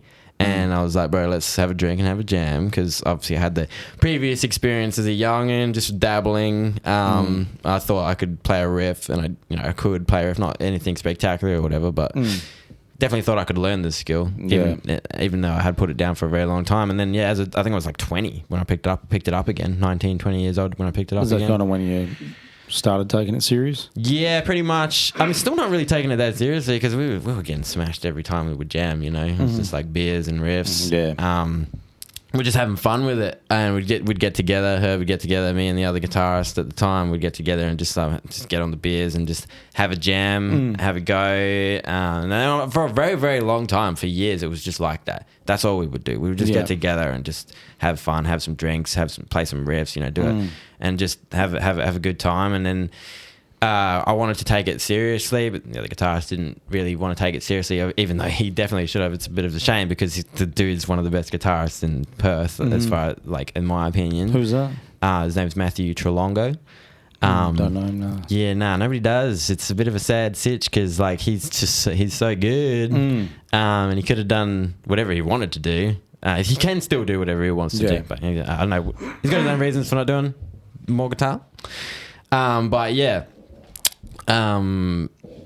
we just kept on jamming, having fun. Yep. And then eventually decided I wanted to take it seriously and actually like record some stuff and get some tracks down and keep pushing, because I thought we could keep getting better and better, because I could tell like Herb was getting better and better and I was getting better and better. So we were just gonna keep on going down that road. And yeah, eventually we Matt left the band, and because like I said, he didn't want to take it as serious. But then we were kind of like, we didn't have a vocalist, and we went through a bunch of vocalists and stuff, and we got it all back together in the end. So we're all good now. We got the key members now, so we're good. Yeah. We're good. No, it's good then. Yeah, it's always it's good to just have it when everyone's locked in and yeah. More important, I found over the years when it comes to being in a band, is that it's not even about how skilled they are with their instrument. It's actually how well they click inside the band with the people, and like being able to being able to work with them, because like you can gain those skills. Anybody can learn and pick up skills for an instrument and a skill. Anybody can. So it's if they got the other things, they're good to work with, genuinely good people, and have a bit of driving force, a bit of motivation. That's the most important thing to me. And I found because Jesse, I mean, you probably do a potty with him at some point as well. I think I've spoke to him about it. It's just a matter of time. Yeah, and I've got other people as well. Yeah. He plays in a bunch of other bands aside from Aviscerus and Bayview. So he's got a bunch to talk about. But when he'll tell you when he started Aviscerus, he didn't really have the bass skills to kind of do what we were doing. But he was the dude. He was a top bloke. So bit of time, sweet, and he's fucking crushing it now. Absolutely crushing it. So he's in 4 bands. What is he? Does he have a full-time job? No, he's in 5. He's in 5 because he has his own. He's got his own solo project as well. That he does. He does everything for. He does a guitar, bass, vocals, and drums for that. Yeah, right. So he's he's a busy boy. All at the same time. He's quite the creative. Yeah. Yes, but you find the time. But it's crazy to me. I mean, he doesn't work like as many hours as. What does he do for work? He's a what's the word? He's a support worker. Okay. So works with underprivileged kids or something. Like that. Exactly. And he goes and basically. Yeah, looks after kids and that's pretty cool. Takes them out. Yeah, he's making the world a better place. Very noble. Absolutely, he's a noble individual. Literally going out, putting his heart on the line on the daily, just making people's lives better in a very, very real sense. Yeah. Which is kind of like, I mean, that's what we're trying to do with the music, though, right? I guess it's another way of doing it. Yeah. Well, I guess we're doing it for ourselves first and foremost, but then the bonus is that other people. I picked up a guitar initially because there was a pretty girl that likes guitar, and I was like, oh well, I just gotta learn that thing. I mean, there was only one at the time. That was enough for me, but I was thinking maybe there's probably more than one. I found out, unfortunately, that's not really the case. No, they're not as interested in guitar as I thought that they might be, but some some definitely absolutely are. Which is my wife liked my guitar playing apparently. Hey, so that worked. Hey, nice. You landed. That's why I'm still playing guitar now. That's a motivator, but my motivation now comes from my mates. Absolutely, 110%. Literally just. I get crazy inspiration from people that I know in the scene now as well. Yeah. They're just constantly pushing, doing better. So that means I'm going to keep pushing and do better, you know? Yeah, there's certain bands that I listen to whenever they release something new, it inspires me to be better. And bro, I try not to compare myself to godlike bands, because there's levels to this shit, bro. Yeah. And some bands are just god tier, you know? But if they were just writing average tier shit, then you wouldn't push yourself. But if you're listening to bands that are writing really, But I like, don't you know, compare stuff that you myself to think's them. God tier. No, of course not. But it inspires you to write better music. Yeah, than what I you're doing. aspire. I aspire to be that level, but I'm very realistic and know that I'm not that level. Not yet, anyway. You know, maybe in quite a bit more time. I need those lessons. You know? Yeah. People forget though. They're just other people too, eh? Hey, yeah. Wow. Dude, I mean, we're just struggling to learn guitar though. Like I was saying before, like the interchangeable members in bands and stuff. How the hell did they must have gone to school, bro. Like how did they learn how to do drums plus shred? There's a lot that went to like music school.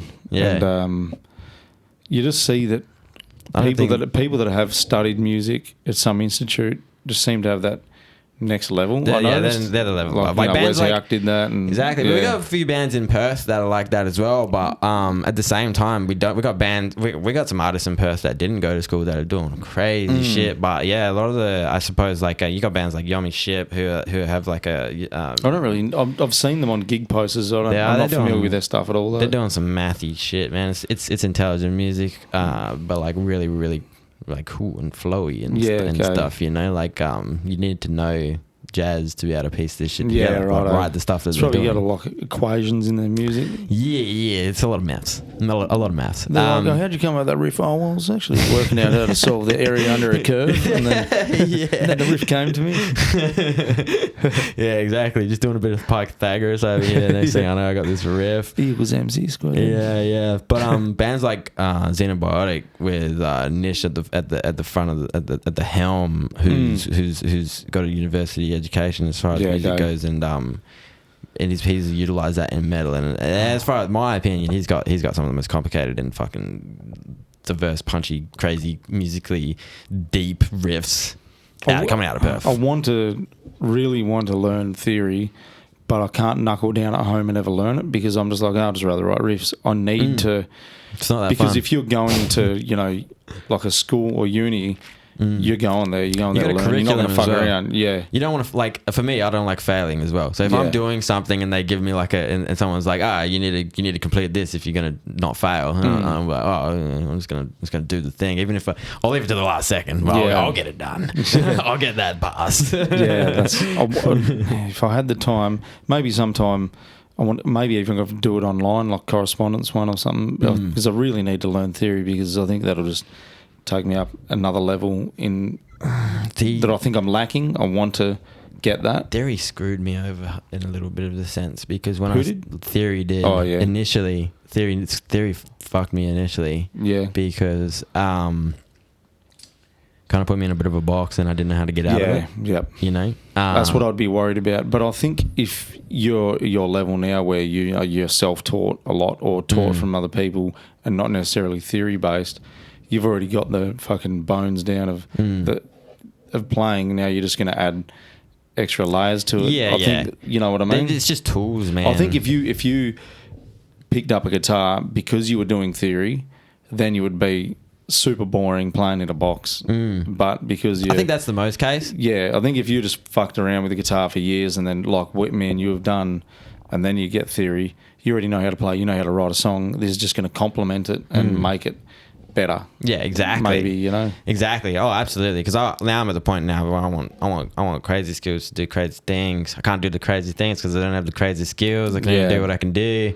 Like, and it's always like we were saying before. It's always just that outside of the scope of what I can do. But that's cool. But like, I got to keep going. You know, there's no real limit to this shit. Yeah, and you see with theory like what some people can do, like that Adam D'Amico, whatever his name is from. Yeah, I think Lorna Shore. Yep. He's fucking amazing. And then Dean Lamb. Yeah, he started playing pretty late as well. I think he picked up a guitar at like 16 or 17. Adam did. I think that's when I started. Yeah, in my late teens, and I didn't take it seriously until probably my mid to late 20s. Actually, until I was, probably then I never really took it that seriously. Yeah. Yeah. Well, being in Perth, I mean, you can't. Look, if you want, I didn't know any other musos either, man. So I was just always by myself. So I just played it when I could be bothered, and then I went through phases where I hated it because I couldn't find anyone else to play with, and then I was like, what's the fucking point? The music thing. There's not that many people here. Yeah. You know? We're not in a densely populated area. Yeah, that's so right, there's, yeah. you know, most of us know each other. Most of the musicians in Perth, we all know each other. Yeah, that's right. You know, we're all mates or mates of mates, and have gigged together at some point as well. Even if it's a band that's playing completely different style of music than you, because you know, there's been shows and lineups where they've got such a versatile range, just because like. Yeah, there's all these different types of bands, but there's just not that many. So it's like, I still don't really hang out with any musos though. My bandmates and that's it. Like, but then you see, say, Jackson from Remission. My boy. All his mates are all musos, I think. Yes. Well, I don't even know him that well, but just from what I can surmise is that everyone he hangs out with is in a band. Yeah, pretty much. Whereas me, I'm like, I don't know anyone. I know guys in bands like yourself, but I don't even know you that well. You know, this is we would hang out more if you didn't live. That's right. Like in another state. Yeah. But I mean, like, look, I say that because if we were in America and I drove that distance, I would literally be in another state. Yeah, that's right. Exactly. Yeah. So. Yeah, there's just not, and in Mandurah there's some good musos here, but probably 90% of them are doing meth. So yeah, exactly. So it's like I don't want to associate with them, but yeah. I met a crazy good muso hanging out with Mark from Bird Shallow a couple of weeks ago. Mark? Yeah. Bird Shallow and all this filth. I'm sorry, I forgot his name actually. But he was crazy good, man. He had shreds. Was he hanging out with you? We were just hanging out. He's not in any bands. He's just a dad. He's just living the normal life, bro. And bro, it was tearing it up, bro. Yeah. Like, I was like, bro, I gotta hang out with you and gang some of these riffs, some of those licks, man. After you were like, well, at least I got a band. Oh no, I'm sure he's not in a band because he just doesn't have time, bro. Like, yeah. I mean, like, I'm sure I'd be like, if I wasn't in bands, then I might have a family, or maybe not. I don't know. Maybe not. There's another muso I know. I got lessons off years ago, but I've known this guy for fucking probably since my very early 20s. He used to work in like a music shop down here, and then he was doing the open mic nights at the pub, and I used to go down there and get hammered and just play guitar and fuck around every now and then. And his name's Ben Elphick, and he's in a band called Ghost of Aquarius. He just started. Okay. Yeah, fucking awesome. Do you like Porcupine Tree or The Pineapple Thief or anything like that? I don't know what that is. Oh, awesome bands. Okay, Porcupine Tree? Yeah, you would have heard of them, surely. No. Well, I feel like that's ringing some kind of bell, but they cannot put any kind of visuals to what you're saying. Well, they're proggy stuff, really cool shit. But he's one of the most amazing guitarists I've ever seen. He's just so accomplished. He can in every genre because he's always done cover bands and he's toured. He went on like cruise ships and did to Japan and all that and played in cover bands on cruise ships. And he's just always played so much different music, so he's really well versed in everything. You know, he could probably fit in any band and play any genre because he's done so much with covers. Must be nice. But he's never really, not that I'm aware of, ever written his own music until recently, and then he's only just started, and it's just crazy now. I'm like, man, but that guy's always been so amazing at guitar and played music for so long, but it's always been in cover bands. Yep. And whereas I hate playing covers, I just don't enjoy it. We did a Gojira cover band, like a proper Gojira cover band. We had Jackson on the other guitar, me on what was the name of it? We didn't have a name. I wanted to call it the Flying Whales, but because we were at Vision once, and we heard a band playing Gojira songs. Hey? Yeah, and it sounded so accurate, Did man. you say Vision? Yeah, Vision. It was probably us. It might have, but I'm the name on the board. Was it Flying Whales? I think it was. Yeah, that was us. And it sounded crazy we accurate. were on point. We had Aiden on vocals from Doom Cave and Wrath of Fenrir and what else does he play for? He plays for another band as well.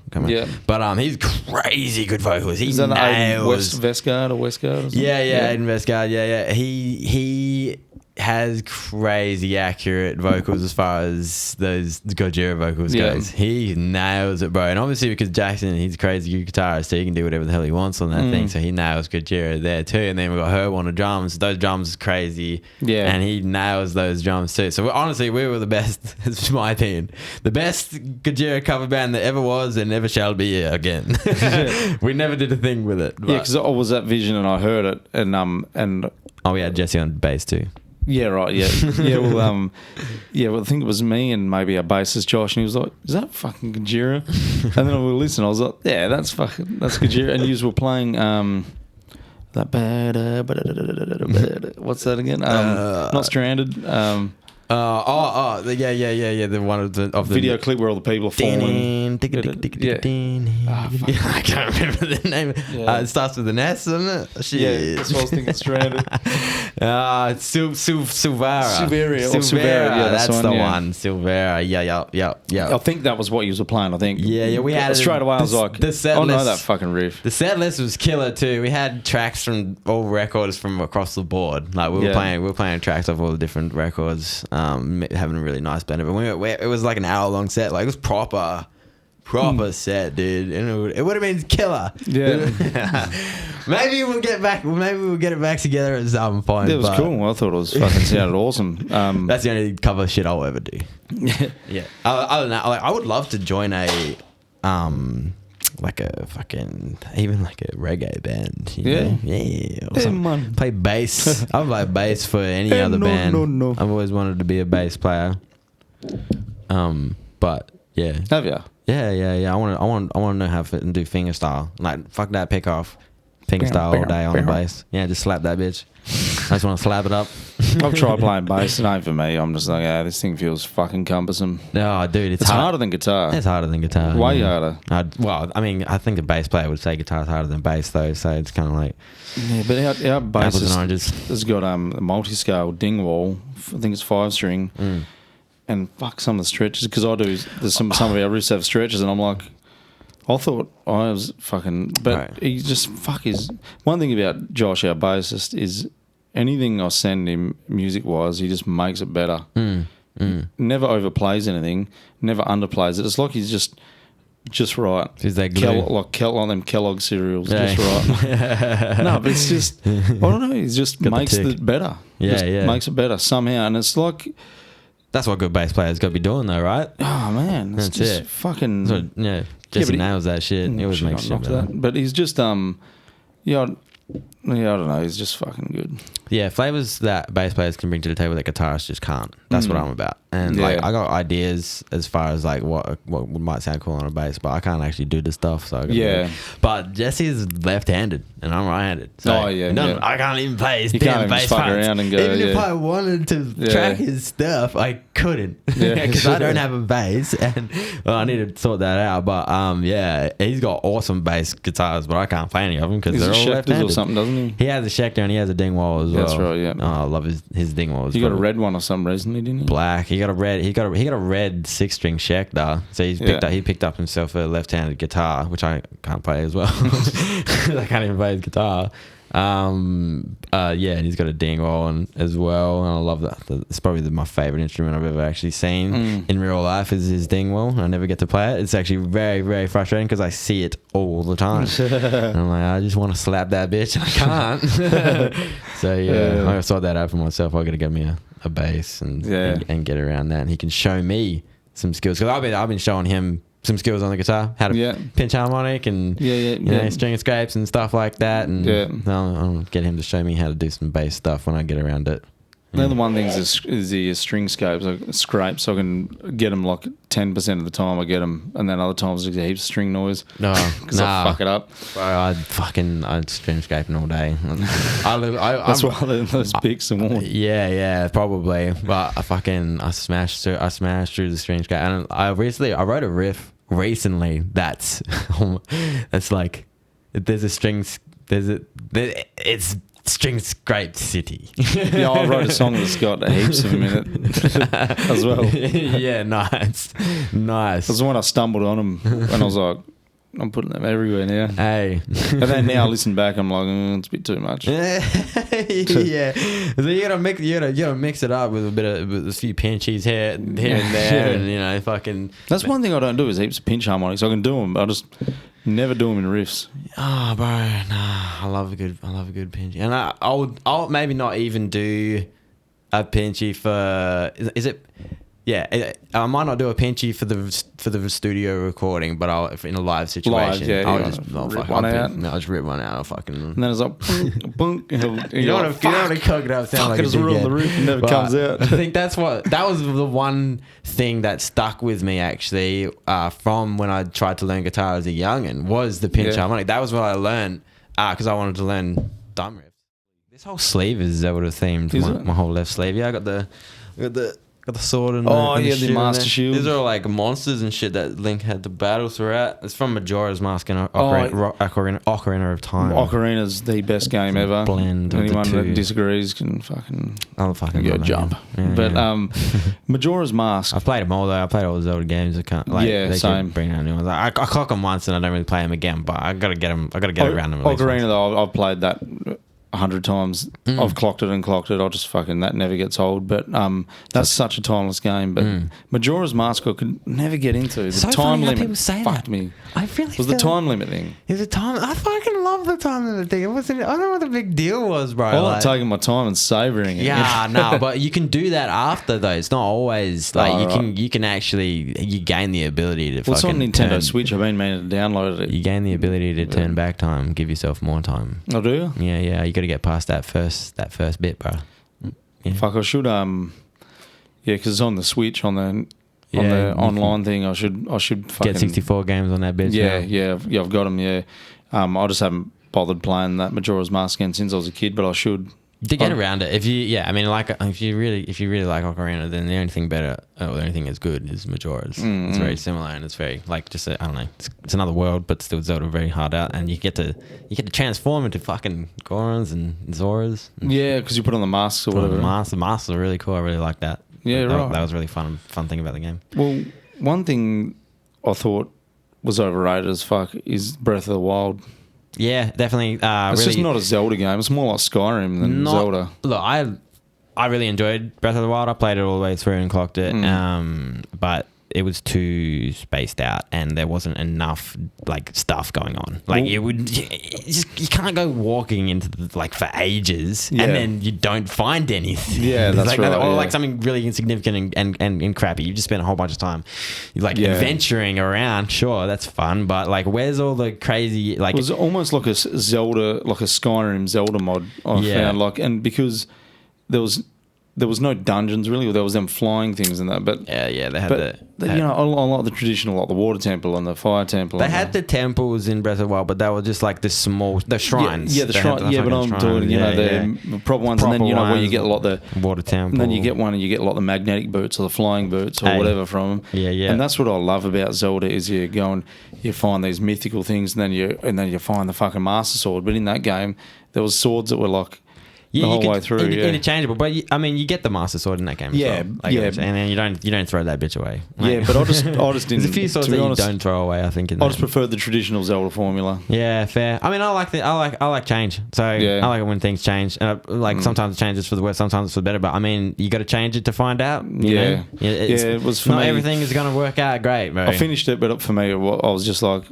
They got a new one coming soon, bro. Yeah, I'm gonna play that too. Tears of the Kingdom or something. Tears of the Kingdom or something like that. Yeah, that looks cool. I'll smash that for sure. I'm actually really looking forward to it. Hopefully they go a bit more back. Hopefully they have the temples again, like the traditional big temples again. I was really hyped for Breath of the Wild, but I'm not hyped for this one. I'm just like, new Zelda game, cool. They haven't really shown much. They showed that bit where he's like drips through a water drip and goes through the ground with a couple of little things. They haven't shown much. It looks pretty dark though, what they've shown. Yeah, hopefully it's a bit darker. I don't know. It could always go a little bit darker, couldn't it? Yeah, for sure. Yeah. But what other games do you play? I mean, I've got a PS4, so I play pretty much all the things. Growing up and stuff, and mates always. Last of Us and all that. No, I haven't played. I watched mates play Last of Us. I play most of the stuff that I play is just like one player and like. Like what? Like I fuck with Witcher and I fuck with. I fuck with God of War and I played Elden Ring, but got spanked on Elden Ring. Elden Ring's fucking awesome. I love that game. I love Elden Ring. It's such a great game. Such a great game. Epic game. It's like you really got to get good. Like if you want to play it, you got to get good. And like honestly, for me to get good at a game, if on that level, I got to put hella time into it. Yeah, I really do. Oh, you do. And them games though, I don't have hella time. It's like playing those games. They're all them FromSoft games. It's like another skill. You get like another life skill to play them. You know, like the dodge mechanics and. But if I'm playing a game, it's generally that, or I'm doing some couch co-op or couch PvP. Yeah. I love me some PvP. I even fuck with some worms, bro. Like, I love worms. Armageddon. There's a bit of fucking couch competition, bro. There's nothing really compares. Even the Mario Kart, man, that's just fun shit. Yeah, fucking mates. And my little brother plays hella Smash Bros, so he always kicks my ass on that. You know, like. Have you played Broforce? No. Oh man, you're missing out. Yeah, it's so fucking good. I'm gonna play it on the name alone. Well, it's like a piss take of the American military. And nice. And Hollywood movies. It's it's like a side-scrolling game, like a 2D one, 8-bit, 16-bit, whatever the fuck they're called, and your players all movie stars. So there's like Rambo, but they're all got bro in their name, like Rambro. Then there's Robocop.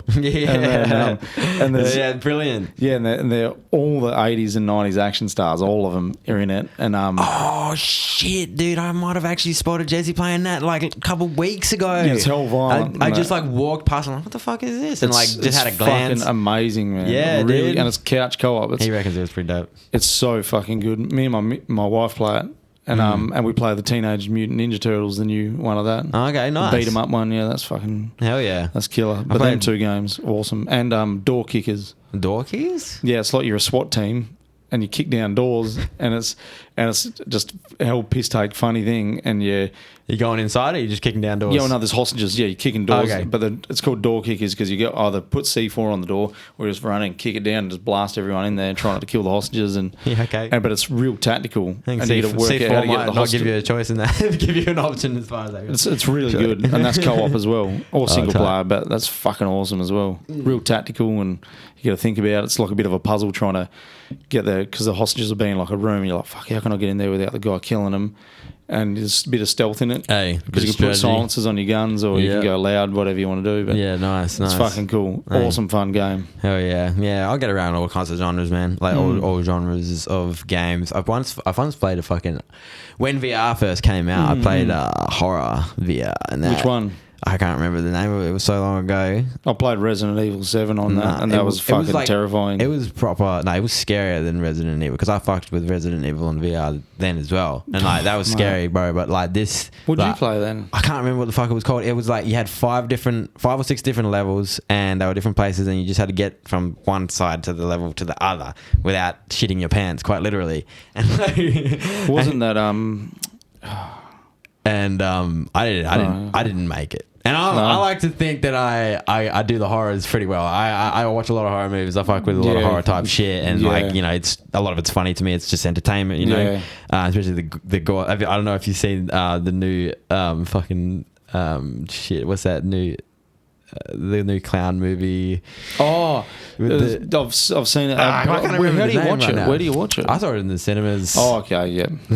How do you watch it out of the cinemas? I couldn't find anywhere. I gotta get the name. It's gonna come to me after we finish this. Yeah, I know the one you're talking about. You know the one I'm talking about. Yeah, and he's got a big nose and like a real. Art is the main antagonist. Is the guy. Yeah. Is it actually good though? Is it? This is really good. If you like the old school type of gore horror movies, then it's for you. And just like he's such a unique antagonist. I really like. Is he good though? Really like what they did with him. Yeah, absolutely. And the fact that they used a real live mime instead of an actor, like because that's his shtick. He's a mime. He doesn't talk. You know. Yeah, right. It's a crack up. It's an absolute fucking crack up. I want to give you some scenes, shit, but no spoilers, bro. I don't do spoilers, so you're gonna have to go check it out. I've seen it on Facebook. Everyone was going on about so violent, this and that, and I was trying to look up on YouTube. Apparently, and I can't find it. I went to the cinemas, and there was I don't know why she was there, but there was like this old grandma. She took a fucking young teenage daughter there. That's cool. It's cool, but like you're in the wrong place, lady. She didn't make it. Wrong place, wrong time. Suffice to say, she didn't make it through the whole movie. No, no. Just clutching her pearls the whole time. Oh my goodness, this is a little bit much. And yes, it is. She probably went back and jumped on Facebook and wrote a big tirade on fucking. The first one was pretty hectic, and I didn't really like pay too much attention to it. But the second one really kind of got me. So this is number 2, is it? This is number 2. Yeah. Terrifier. That's the one. Terrifier. That's Terrifier. Yeah, that's the one. I'll have to check it. Yeah, because check it out. Don't watch it with the meaning kids. to see it, but it's not kid friendly. Yeah, no. Yeah, kids don't watch anything like that. But, yeah. But a movie we watched the other night called Glass Onion. Glass Onion? Yeah. That's a Sounds name. dumb, but it's got like Daniel Craig and fucking Edward Furlong. Okay. Or Edward Norton. I get them two mixed up. I'm shocking with the guy out of the guy out of Fight Club. Okay. And then James Bond actor. Yeah. And heaps of big names are in it, but it's a murder mystery. It's like Cluedo, you know that game, the board game. Yeah, yep. It's like that, but it's like real life. And is it Glass Onion or was it Glass? Was it Glass something else? I feel. Glass Barbie. No. Yeah, no, I hope not. But I can. No, Glass Onion. Oh, shit. It's Knives Out. There's like a prequel to it called Knives Out. Oh, that rings a bell. Knives Out rings a bell. It's like a murder mystery. Really, really fucking good. Awesome movie. I feel like I saw a preview for this in the cinemas. You might have, but the main chick in it has hairy armpits, and once my missus noticed that, I just could not unnotice it, and I was just like grossed out the rest of the movie. Really? I just don't like hairy armpits on women. Fair enough. I don't give a fuck. Yeah. I was just. I don't really have that ick, but I mean, yeah, some peeps steps. No, I was just like. Nah, not for me. Bit too hippie for me. Fair enough. But, mate, as long as she's not spreading diseases, I'm like, it's all good. No, fair enough, man. You can have hairy armpits and still be hygienic as long as you. Oh yeah. No, it's probably just keep yourself clean. But I suppose if you're going to some places, that might be an indicator that I don't know. But I'm not going to judge them on their hair. No, just to me, yeah. Just I don't know. I like a nice smooth armpit. That's fair, bro. That's fair, man. Like people be liking what they're liking. Yeah. All right. Well, at least I don't have to shave my armpits to get on your good side. Then. No. I should have checked at the front door before you come in. Show your armpits. Yeah, no, I'm sorry. No, mate, you're not ready to run. Come back in a couple of weeks when you've grown some hair. There, mate. Yeah. Gonna be getting ready for a swim freestyle or something. Yeah, that's when you'd really need. Yeah, or if and then another one that is like guys with shaven legs. I know cyclists and like jiu-jitsu dudes do it. Yeah, swimmers do it as well. They got there's sport reasons for doing it, but if you do it, doing it. But I mean, like you got the people with just tattoos that are like real vibrant as well. Yeah, that's true. They got to shave their shit. They got real dark hair. Some people have told me, I'm like, I'm a man. Yeah. But that's the thing though, bro. Women have hair too. Yeah, I know. It's probably just because I've been conditioned when I grew up, saw women like that. And it's just what I like now, you know. Yeah, fair. So yeah. Do you don't have alopecia or something? No, you just I shave my head. You just shave it. Yeah. Because I was just losing hair at the front, and I was trying to hold on to it, but it looked so shit. So I was just like. But it got that hairline tattoo thing done. Oh yeah, nice. You know that band Ashen? Yeah. The guitarist Shannon. I know the one. He does that for a living. And he hooked me up with it. Yeah, tight. Yeah, that's good. But I'm getting it tattooed. Yeah, my head tattooed eventually. Actually, I started getting the other side done. Yeah, I noticed. So you got a fresh one on the other side there. It's going to get filled in. What's it like on the skull? Yeah, it's painful. There's a lot of bone there, bro. Yeah, but the bits you would think hurt don't hurt. Yeah, okay. But that's like that anywhere. You know how you always like, I thought that would hurt, but it didn't. I thought the throat would hurt, but that was fuck all. Yeah, heaps of man. Weird. I'm like, I actually didn't think it was that bad. No, not as bad as like my ribs, bro. Ooh. Yeah, that's yeah. I was squeaming. That and stomach and back for me. I've got heaps of scars on my back, and it is fucking agonising, man. And yeah, I still don't have my back finished. I can only get like an hour or two done, and I've got to stop because it's unbearably painful. Oh, don't tell me that, bro. Back's still on the cards for me. No, but that's just me because I've got heaps of big scars there. Oh, So okay, fair. the nerves are all fucked up. I would think. Oh, yeah. Well, I mean, I don't really know, but I guess like I suppose the scars doesn't help. I thought I thought Fucks that it nerves up would for me. Okay. But only because I thought it might kill some of the nerves, so you don't have to fucking worry about it. But for me, it makes it worse. Just like my stomach, I've got some scars there, and I hate anyone touching it. I can't fucking stand it. Yeah. Okay. And even my missus, if she wants me to scratch her back in bed or something, you know, or when watching a movie, I can't do it. It makes me cringe because it hurts my back doing it on hers. Yeah, okay. I've got like some kind of complex, I guess. Yeah, right. And I just can't stand it. Yeah, and Fair. and I just can't stand any scars being You touched. give yourself the ick. Yeah, I do. I do if I think about it. It's like some weird PTSD thing or something, I guess, maybe. But yeah. Then we all got these strange little things, though, eh? Yeah.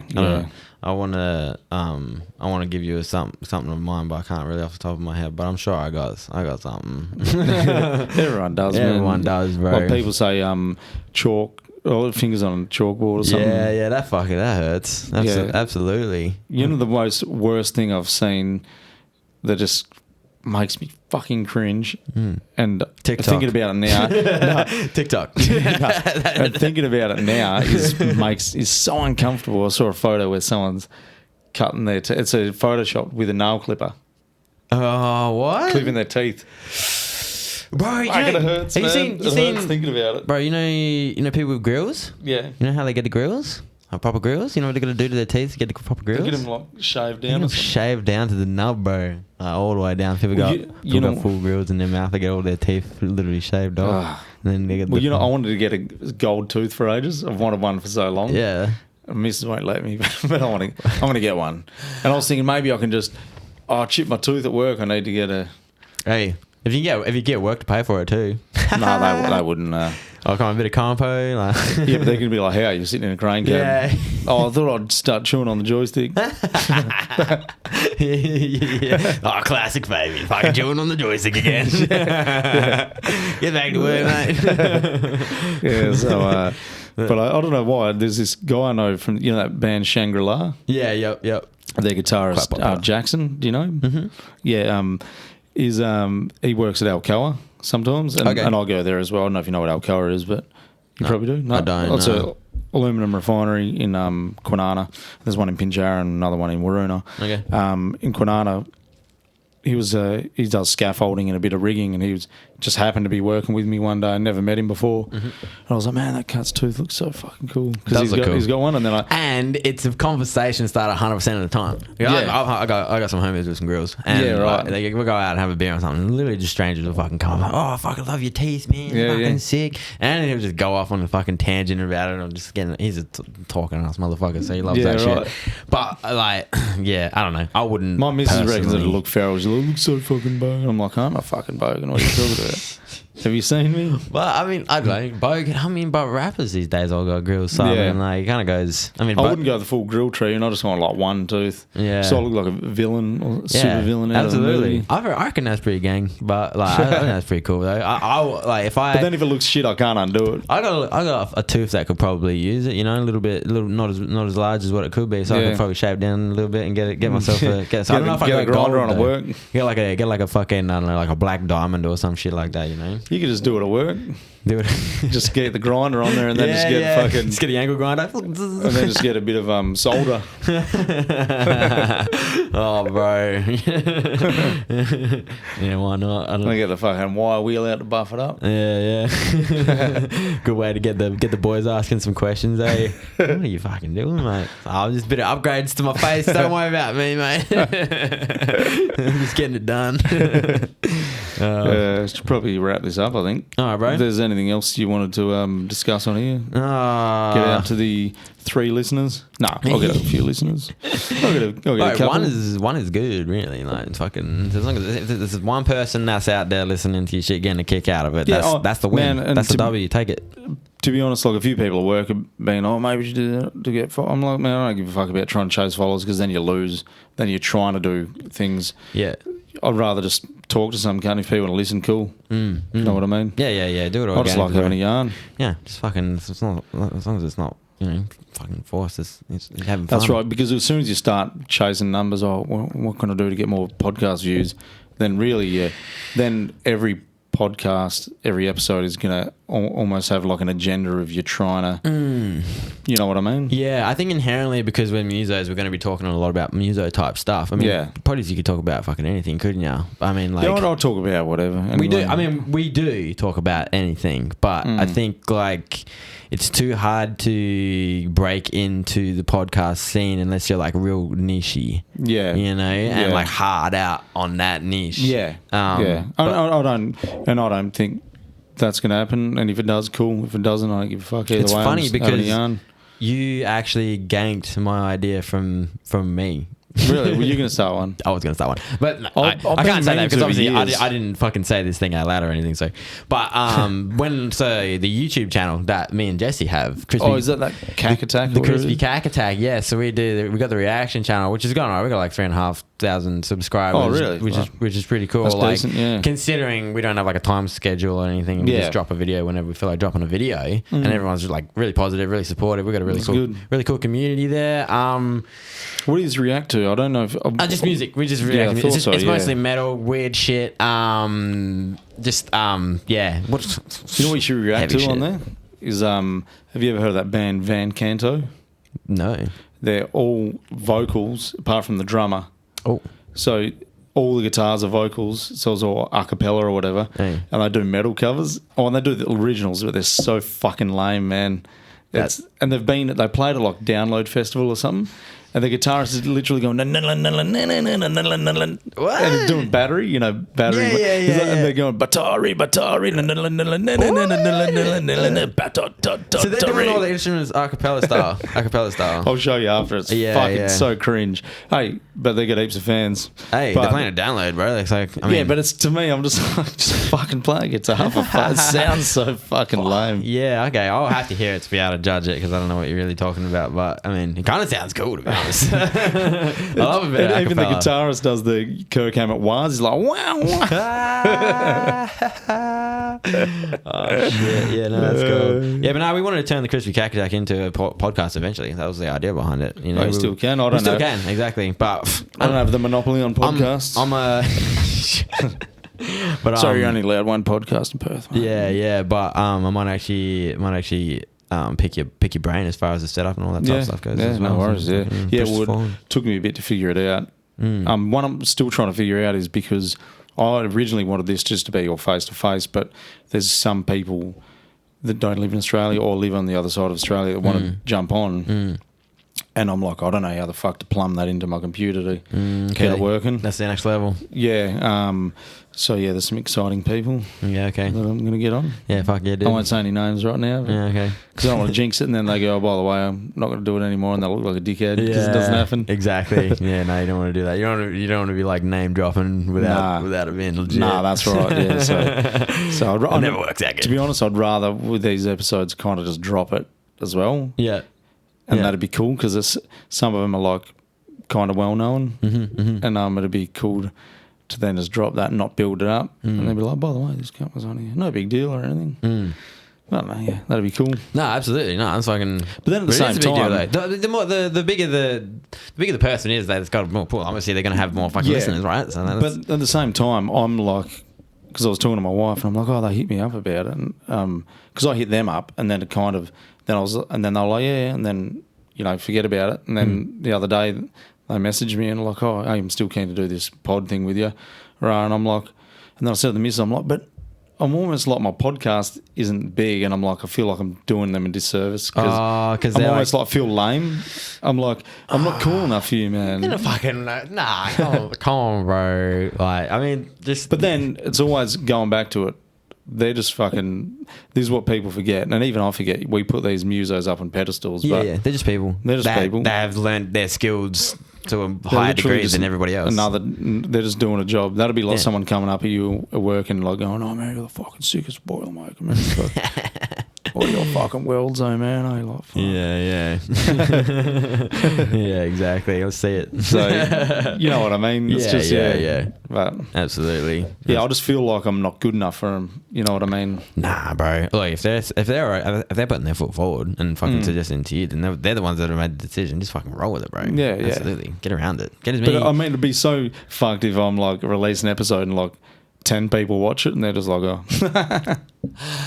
But at the same time, man, that sometimes happens to like, even if you're like super famous, there's stuff that goes out in the ether for them that just doesn't get any get any love, man. Bro, like, I mean, a perfect example is like Rick Graham, for example. Like, that's a good point. One of the best guitarists on the planet, one of the best musicians on the planet, and yet, like, I mean, I would be surprised if he has more than 5,000 monthly listeners on Spotify. Yeah, that's I don't know what it is, and I don't want to talk down about Graham because Rick there, but yeah, I know what you're saying though. No, that's a valid point, and at the same time, it's going back to what I was saying before. Is I'm not doing this so I get heaps of famous or something. It's just I'm just doing it because I like having yarns with people. Dude, it's just fun.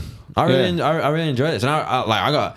Like, because I had the same sort of idea, because you don't just have like artists specifically on here as well. You just have yarns with Burns victims from Bali bombing and that. So, exactly. So that's what I wanted to do as well, because I went to art school as well, like fucking visual arts, and so I know a lot of that side of the art world in Perth as well. So I wanted to get a whole bunch of them on here on a potty too, and have a chat with them and stuff. Yeah, that'd be cool. Yeah, we should do it. And another one. Recently, I was at my missus' work do and met her workmate's husband, and he's a photographer for the West Australian or something. Okay. Yeah. And he's met like Richard Branson from Virgin and gone on his boat and took photos with him. Oh, wow. And he's had heaps of, and he said he's been at crime scenes and taken photos and and I just think he'd be interesting to talk to. Absolutely. And then even the guy that was here that was in that Bali bombing, he was knows the guys that were on like the task force to find the bombers. Yeah. Oh, the people. Well, obviously the bombers died, but the people that the masterminds. And then I want to hit him up again because I did mention it. I was like, I'd love to speak to one of them. Yeah. Imagine that'd be cool just to know what goes on because you don't see that side of the government really. Yeah, and it'd be interesting to get that. I'd love to talk to someone that's in the TRG as well. You know, that'd be fucking cool. Absolutely. How do you fucking diffuse a hostage situation? I just want to know. Yeah, absolutely. And cool. this is a great excuse to get those kind of chats out of people as well. Hey, look, like, because if you were just hitting someone like that up without the podcast behind it, it's like, I want to fucking pick your brain. It's like, cool, but like that they're less inclined, I suppose. That's right. More people can actually hear. And everyone likes talking about themselves as well. So of course, especially if they know the audience is going to be listening. Yeah, because I don't know. This is like me. I always think people get the wrong idea about me if they don't know me. And I've had heaps of people say this to me, like through work. I'll rock up on a site, and because of the way I look, they're like, "Look, this fucking drop kick looking prick," whatever. No, and I'll get that, and then I'll rock up and people give me like cold shoulder kind of thing when I go to jobs.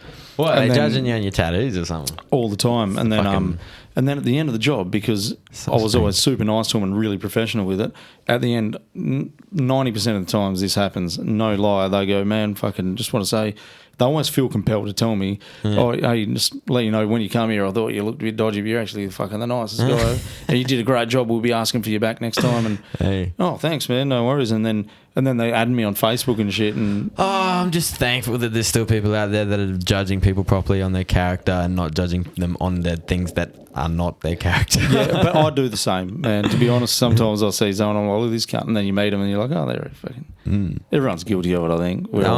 Yeah, I mean they absolutely are.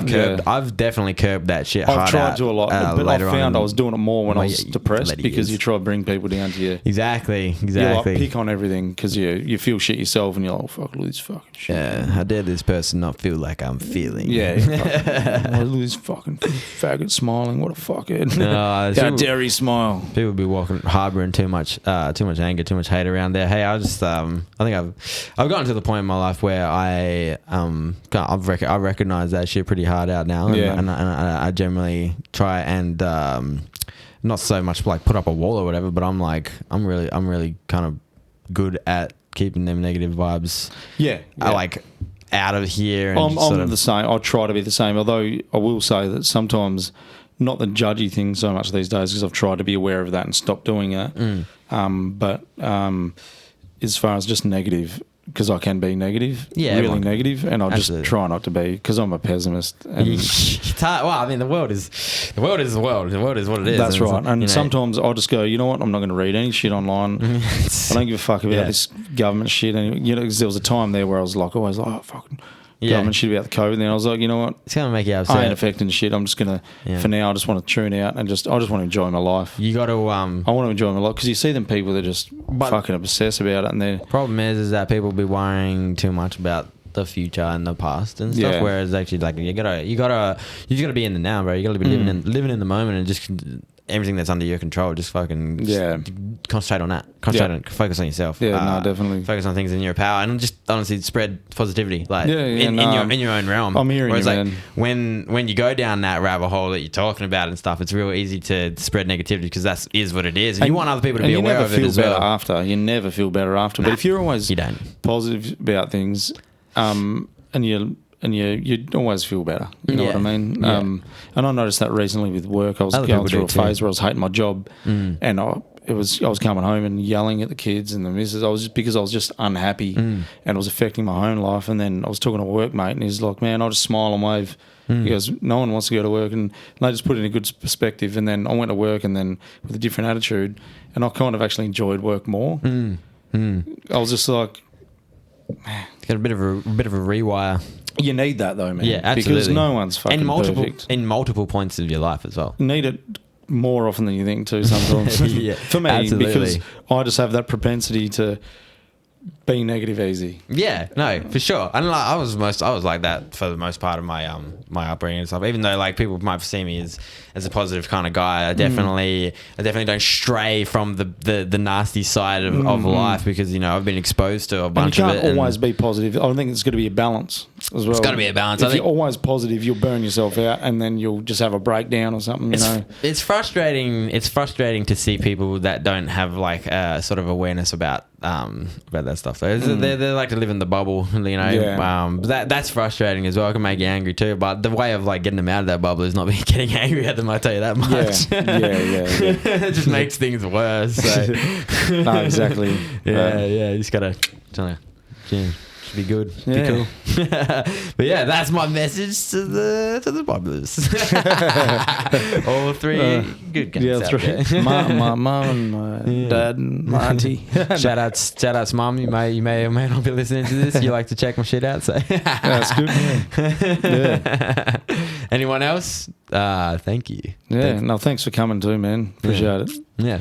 Thanks for having me, bro. Yeah. It's been fun. Yeah, anytime, man. You've lit a podcast fire that hopefully won't be going out anytime soon. Yeah, just fucking. I want to do this again. Yeah, I'll give you some info. It's not very expensive.